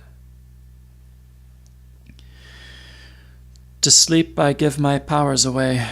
My will is bondsman to the dark. I sit within a helmless bark, and with my heart I muse and say, O heart, how fares it with thee now, that thou shouldst fail from thy desire, who scarcely darest to inquire, what is it that makes me beat so low? Something it is which thou hast lost, some pleasure from thine early years. Break thou deep vase of chilling tears that grief hath shaken into frost. Such clouds of nameless trouble cross all night below the darkened eyes. With morning wakes the will and cries, thou shalt not be the fool of loss. I sometimes hold it half a sin to put in words the grief I feel, for words, like nature, half reveal and half conceal the soul within. But for the unquiet heart and brain, a use in measured language lies, the sad mechanic exercise, like dull narcotics, numbing pain. In words like weeds I'll wrap me o'er like coarsest clothes against the cold, but the large grief which these enfold is given in outline and no more. One writes that other friends remain, that loss is common to the race, and common is the commonplace and vacant chaff well meant for grain. That loss is common would not make my own less bitter, rather more. Too common. Never morning wore to evening, but some heart did break. O Father, wheresoe'er thou be, who pledgest now thy gallant son, a shot, ere half thy draught be done, hath stilled the life that beat from thee. O Mother, praying God will save thy sailor, while thy head is bowed, his heavy-shotted hammock shroud drops in his vast and wandering grave. Ye know no more than I, who wrought at that last hour to please him well, who mused on all I had to tell, in something written, something thought, expecting still his advent home, and ever met him on his way, with wishes thinking, here today, or here tomorrow will he come. Oh, somewhere, meek, unconscious dove, that sittest ranging golden hair, and glad to find thyself so fair, poor child, that waitest for thy love. For now her father's chimney glows in expectation of a guest, and thinking this will please him best, she takes a riband or a rose, for he will see them on tonight, and with a thought her colour burns, and having left the glass she turns once more to set a ringlet right. And even when she turned, the curse had fallen, and her future lord was drowned in passing through the ford, or killed in falling from his horse. Oh, what to her shall be the end? And what to me remains of good? To her perpetual maidenhood, and unto me no second friend. Dark house, by which once more I stand, here in the long, unlovely street. Doors, where my heart was used to beat so quickly, waiting for a hand that can be clasped no more. Behold me, for I cannot sleep, and like a guilty thing I creep at earliest morning to that door. He is not here, but far away the noise of life begins again, and ghastly through the drizzling rain on the bald street breaks the blank day. A happy lover, who has come to look on her that loves him well, who lights and rings the gateway bell, and learns her gone and far from home. He saddens, all the magic light dies off at once from bower and hall, and all the place is dark, and all the chambers emptied of delight. So find I every pleasant spot in which we two were wont to meet, the field, the chamber, and the street, for all is dark where thou art not. Yet, as that other, wandering there in those deserted walks, may find a flower beat with rain and wind, which once she fostered up with care, so seems it in my deep regret, O my forsaken heart, with thee, and this poor flower of posy, which, little cared for, fades not yet. But since it pleased a vanished eye, I go to plant it on his tomb, that if it can it there may bloom, or, dying, there at least may die. Fair ship, that from the Italian shore sailest the placid ocean plains with my lost Arthur's loved remains, spread thy full wings and waft him o'er. So draw him home to those that mourn in vain. A favorable speed, ruffle thy mirrored mast, and lead through prosperous floods his holy urn. All night no ruder air perplex thy sliding keel, till phosphor, bright as our pure love, through early light shall glimmer on the dewy decks. Sphere, all your lights around, above sleep gentle heavens, before the prow sleep gentle winds, as he sleeps now. My friend, the brother of my love, my Arthur, whom I shall not see till all my widowed race be run, dear as the mother to the son, more than my brothers are to me. I hear the noise about thy keel, I hear the bell struck in the night, I see the cabin window bright, I see the sailor at the wheel. Thou bringest the sailor to his wife, and travelled men from foreign lands, and letters unto trembling hands, and thy dark freight, a vanished life. So bring him. We have idle dreams. This look of quiet flatters thus our home-bred fancies. Oh, to us, the fools of habit, sweeter seems to rest beneath the clover sod that takes the sunshine and the rains, or where the kneeling hamlet drains the chalice of the grapes of God, than if with thee the roaring well should gulf him fathom deep in brine, and hands so often clasped in mine should toss with tangle and with shells. Calm is the morn without a sound, calm is to suit a calmer grief, and only through the faded leaf the chestnut pattering to the ground. Calm and deep peace on this high wold, and on these dews that drench the firs, and all the silvery gossamers that twinkle into green and gold. Calm and still light on yon great plain that sweeps with all its autumn bowers, and crowded farms and lessening towers to mingle with the bounding main.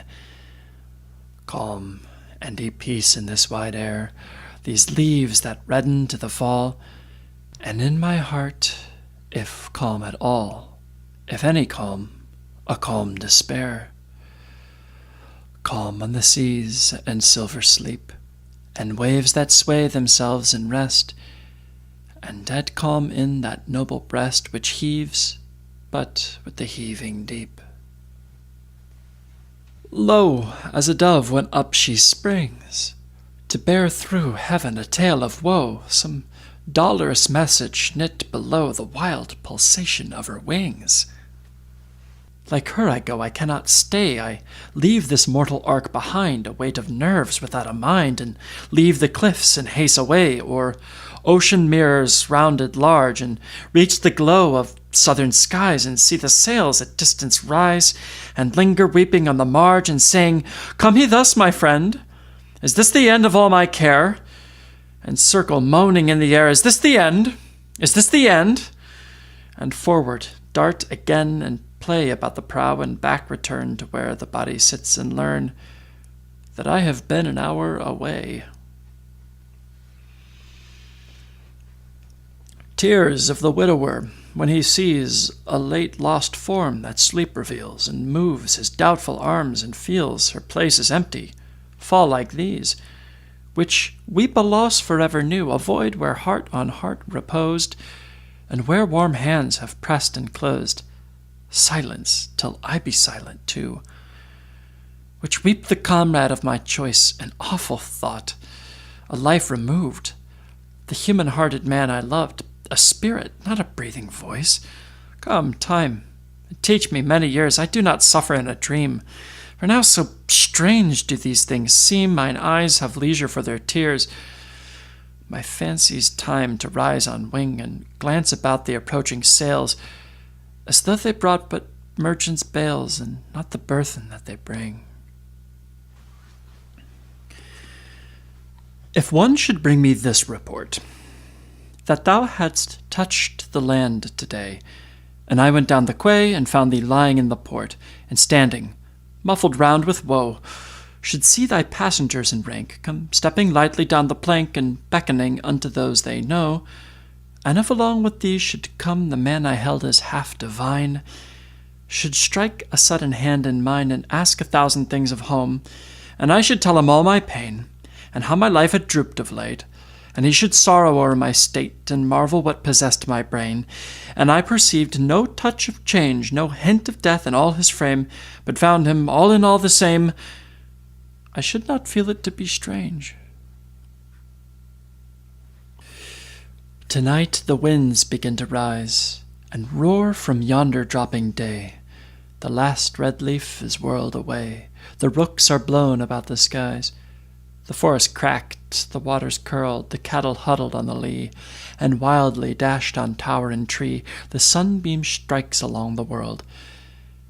And but for fancies, which aver that all thy motions gently athwart a plane of molten glass, I scarce could brook the strain and stir that makes the barren branches loud. And but for fear it is not so, the wild unrest that lives in woe would dote and pour on yonder cloud that rises upward always higher, and onward drags a labouring breast, and topples round the dreary west, a looming bastion fringed with fire. What words are these have fallen from me? Can calm despair and wild unrest be tenants of a single breast, or sorrow such a changeling be? Or doth she only seem to take the touch of change in calm or storm, but knows no more of transient form in her deep self than some dead lake that holds the shadow of a lark hung in the shadow of a heaven? Or has the shock, so harshly given, confused me like the unhappy bark that strikes by night a craggy shelf and staggers blindly ere she sink, and stunned me from my power to think and all my knowledge of myself, and made me that delirious man whose fancy fuses old and new, and flashes into false and true, and mingles all without a plan. Thou comest, much wept for. Such a breeze compelled thy canvas, and my prayer was as the whisper of an air, to breathe thee over lonely seas. For I in spirit saw thee move through circles of the bounding sky, week after week. The days go by. Come quick, thou bringest all I love. Henceforth, wherever thou mayest roam, my blessing, like a line of light, is on the waters day and night, and like a beacon guards thee home. So may whatever tempest mars mid-ocean spare thee, sacred bark, and balmy drops in summer dark slide from the bosom of the stars. So kind an office hath been done, such precious relics brought by thee. The dust of him I shall not see, till all my widowed race be run.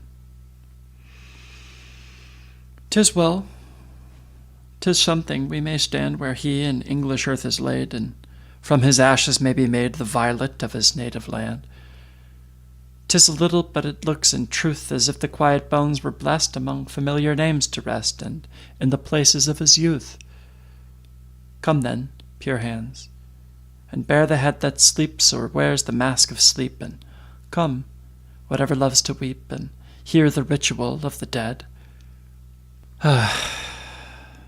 Yet, even yet, if this might be, I falling on his faithful heart, would, breathing through his lips, impart the life that almost dies in me, that dies not but endures with pain, and slowly forms the firmer mind, treasuring the look it cannot find, the words that are not heard again. The Danube to the Severn gave the darkened heart that beat no more.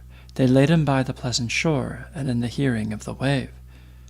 There twice a day the Severn fills, the salt sea water passes by, and hushes half the babbling Wye, and makes a silence in the hills.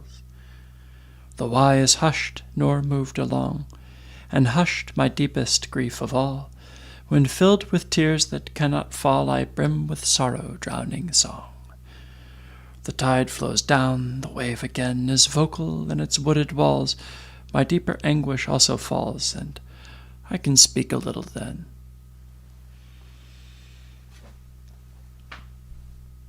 The lesser griefs that may be said that breathe 1,000 tender vows are but as servants in a house where lies the master, newly dead, who speak their feeling as it is and weep the fullness from the mind. It will be hard, they say, to find another service such as this. My lighter moods are like to these that out of words a comfort win, but there are other griefs within, and tears that at their fountain freeze. For by the hearth the children sit cold in that atmosphere of death, and scarce endure to draw the breath, or like to noiseless phantoms flit. But open converse is there none, so much the vital spirits sink, to see the vacant chair and think, how good, how kind, and he is gone. I sing to him that rests below, and since the grasses round me wave, I take the grasses of the grave, and make them pipes whereon to blow. The traveller hears me now and then, and sometimes harshly will he speak, this fellow would make weakness weak, and melt the waxen hearts of men. Another answers, let him be. He loves to make parade of pain, that with his piping he may gain the praise that comes to constancy. A third is wroth. Is this an hour for private sorrow's barren song, when more and more the people throng the chairs and thrones of civil power? A time to sicken and to swoon, when science reaches forth her arms to feel from world to world, and charms her secret from the latest moon? Behold, ye speak an idle thing. Ye never knew the sacred dust. I do but sing because I must, and pipe but as the linnets sing. And one is glad her note is gay, for now her little ones have ranged, and one is sad her note is changed, because her brood is stolen away. The path by which we twain did go, which led by tracks that pleased us well, through 4 sweet years arose and fell, from flower to flower, from snow to snow. And we with singing cheered the way, and crowned with all the seasons lend, from April on to April went, and glad at heart from May to May. But where the path we walked began to slant the 5th autumnal slope, as we descended following hope, there sat the shadow, feared of man, who broke our fair companionship, and spread his mantle dark and cold, and wrapped thee formless in the fold, and dulled the murmur on thy lip, and bore thee where I could not see nor follow, though I walk in haste, and think that somewhere in the waste the shadow sits and waits for me. Now sometimes in my sorrow shut, or breaking into song by fits, alone, alone, to where he sits, the shadow cloaked from head to foot, who keeps the keys of all the creeds, I wonder, often falling lame, and looking back to whence I came, or on to where the pathway leads, and crying, how changed from where it ran through lands where not a leaf was dumb, but all the lavish hills would hum the murmur of a happy Pan. When each by turns was guide to each, and fancy light from fancy caught, and thought leaped out to wed with thought, ere thought could wed itself with speech, and all we met was fair and good, and all was good that time could bring, and all the secret of the spring moved in the chambers of the blood. and many an old philosophy on Argive heights divinely sang, and round us all the thicket rang to many a flute of Arcady.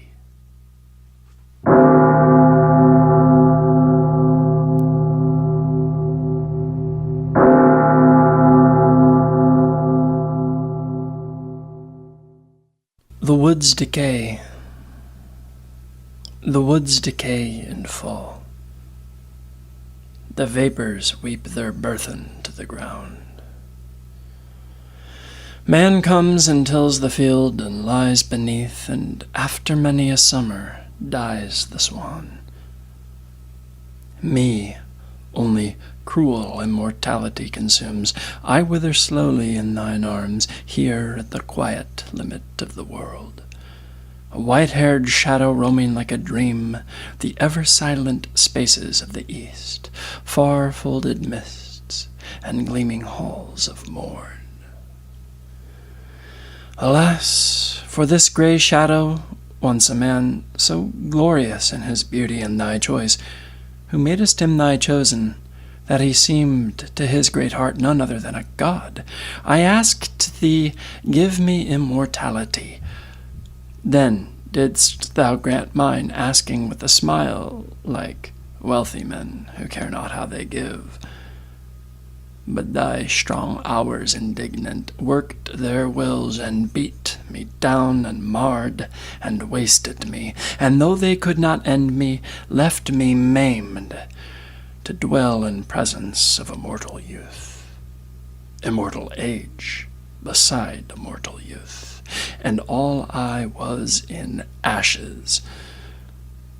Can thy love, thy beauty, make amends, though even now close over us the silver star, thy guide, shines in those tremulous eyes that fill with tears to hear me? Let me go. Take back thy gift. Why should a man desire in any way to vary from the kindly race of men, or pass beyond the goal of ordinance, where all should pause as is most meet for all? A soft air fans the cloud apart. There comes a glimpse of that dark world where I was born. Once more the old, mysterious glimmer steals from thy pure brows, and from thy shoulders pure, and bosom beating with a heart renewed. Thy cheek begins to redden through the gloom, thy sweet eyes brighten slowly close to mine. Ere yet they blind the stars in the wild team which love thee, yearning for thy yoke, arise and shake the darkness from their loosened domains, and beat the twilight into flakes of fire. Lo, ever thus thou growest beautiful in silence, then before thine answer given departest, and thy tears are on my cheek. Why wilt thou ever scare me with thy tears, and make me tremble lest a saying learnt in days far off on that dark earth be true? The gods themselves cannot recall their gifts. Ay me, with what another heart in days far off, and with what other eyes I used to watch, if I be he that watched, the lucid outline forming round thee, saw the dim curls kindle into sunny rings, changed with thy mystic change, and felt my blood glow with the glow that slowly crimsoned all thy presence in thy portals, while I lay, mouth, forehead, eyelids, growing dewy warm with kisses, balmier than half-operating buds of April, and could hear the lips that kissed, whispering I knew not what of wild and sweet, like that strange song I heard Apollo sing, while Ilion like a mist rose into towers. Yet hold me not forever in thine east. How can my nature longer mix with thine? Coldly thy rosy shadows bathe me, cold are all thy lights, and cold my wrinkled feet upon thy glimmering thresholds. When the steam floats up from those fields about the homes of happy men that have the power to die, and grassy barrows of the happier dead. Release me, and restore me to the ground. Thou seest all things. Thou wilt see my grave. Thou wilt renew thy beauty, morn by morn. I, earth in earth, forget these empty courts, and thee returning on thy silver wheels.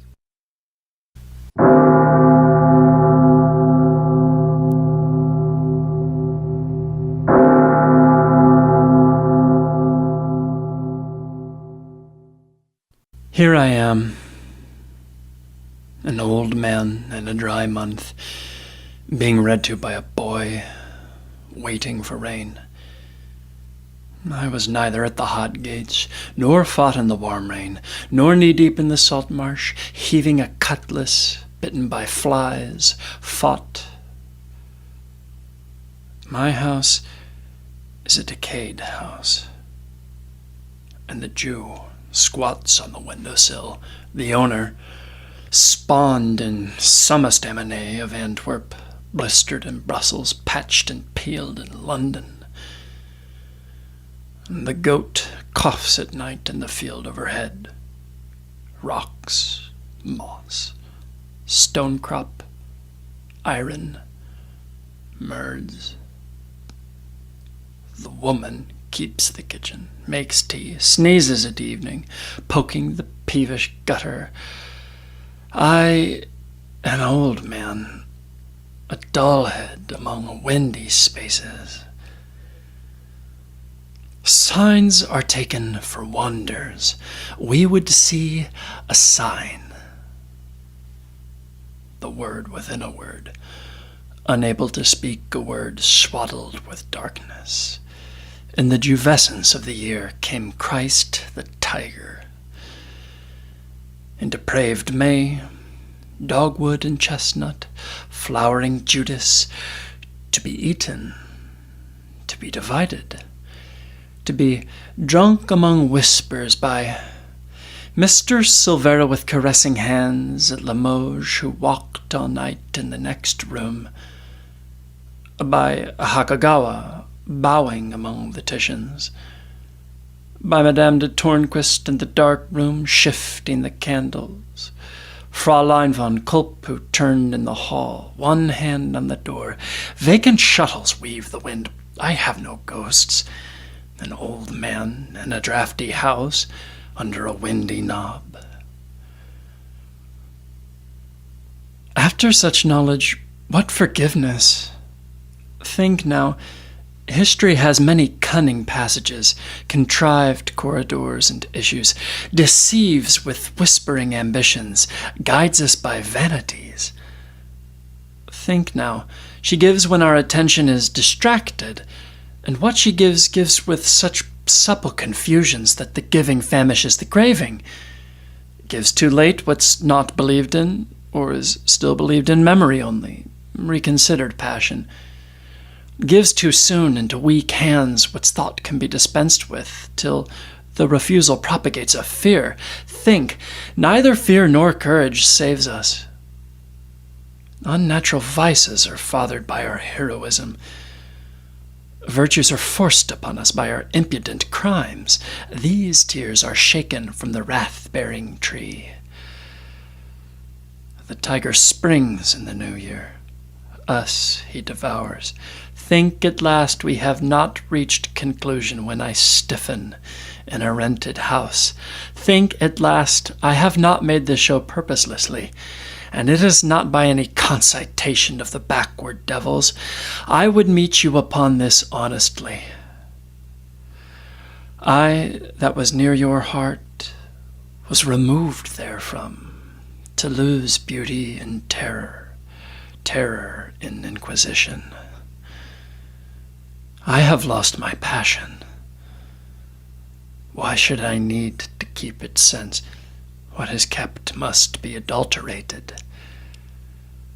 I have lost my sight, smell, hearing, taste, and touch. How should I use them for your closer contact?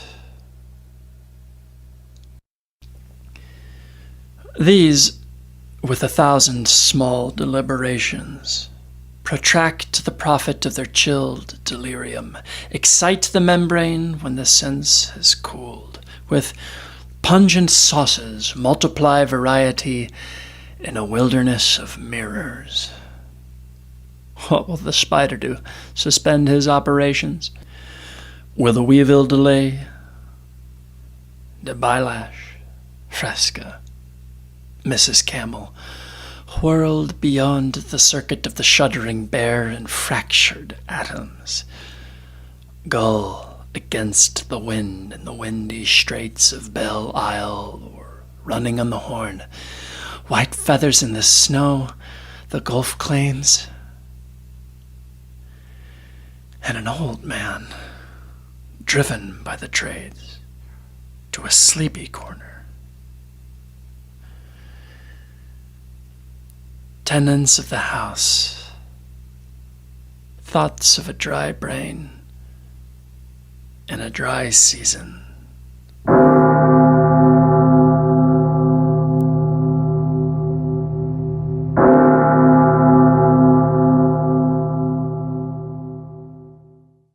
The trees are in their autumn beauty.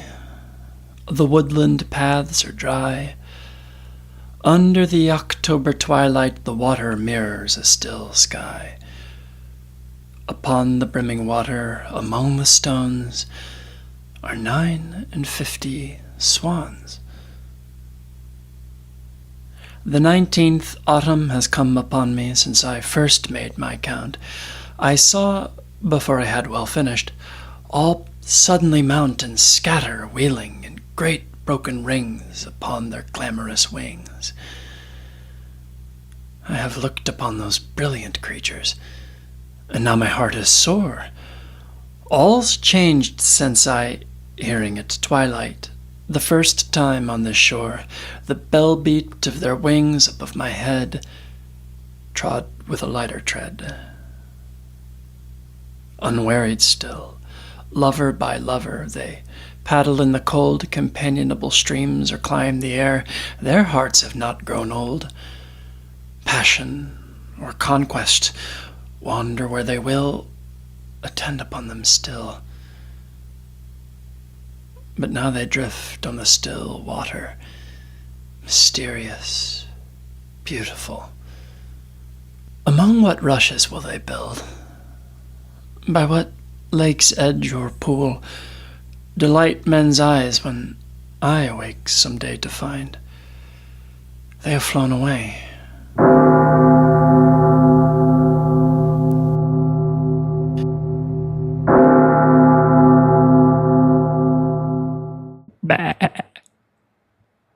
Like, subscribe, notification bell, join the herd.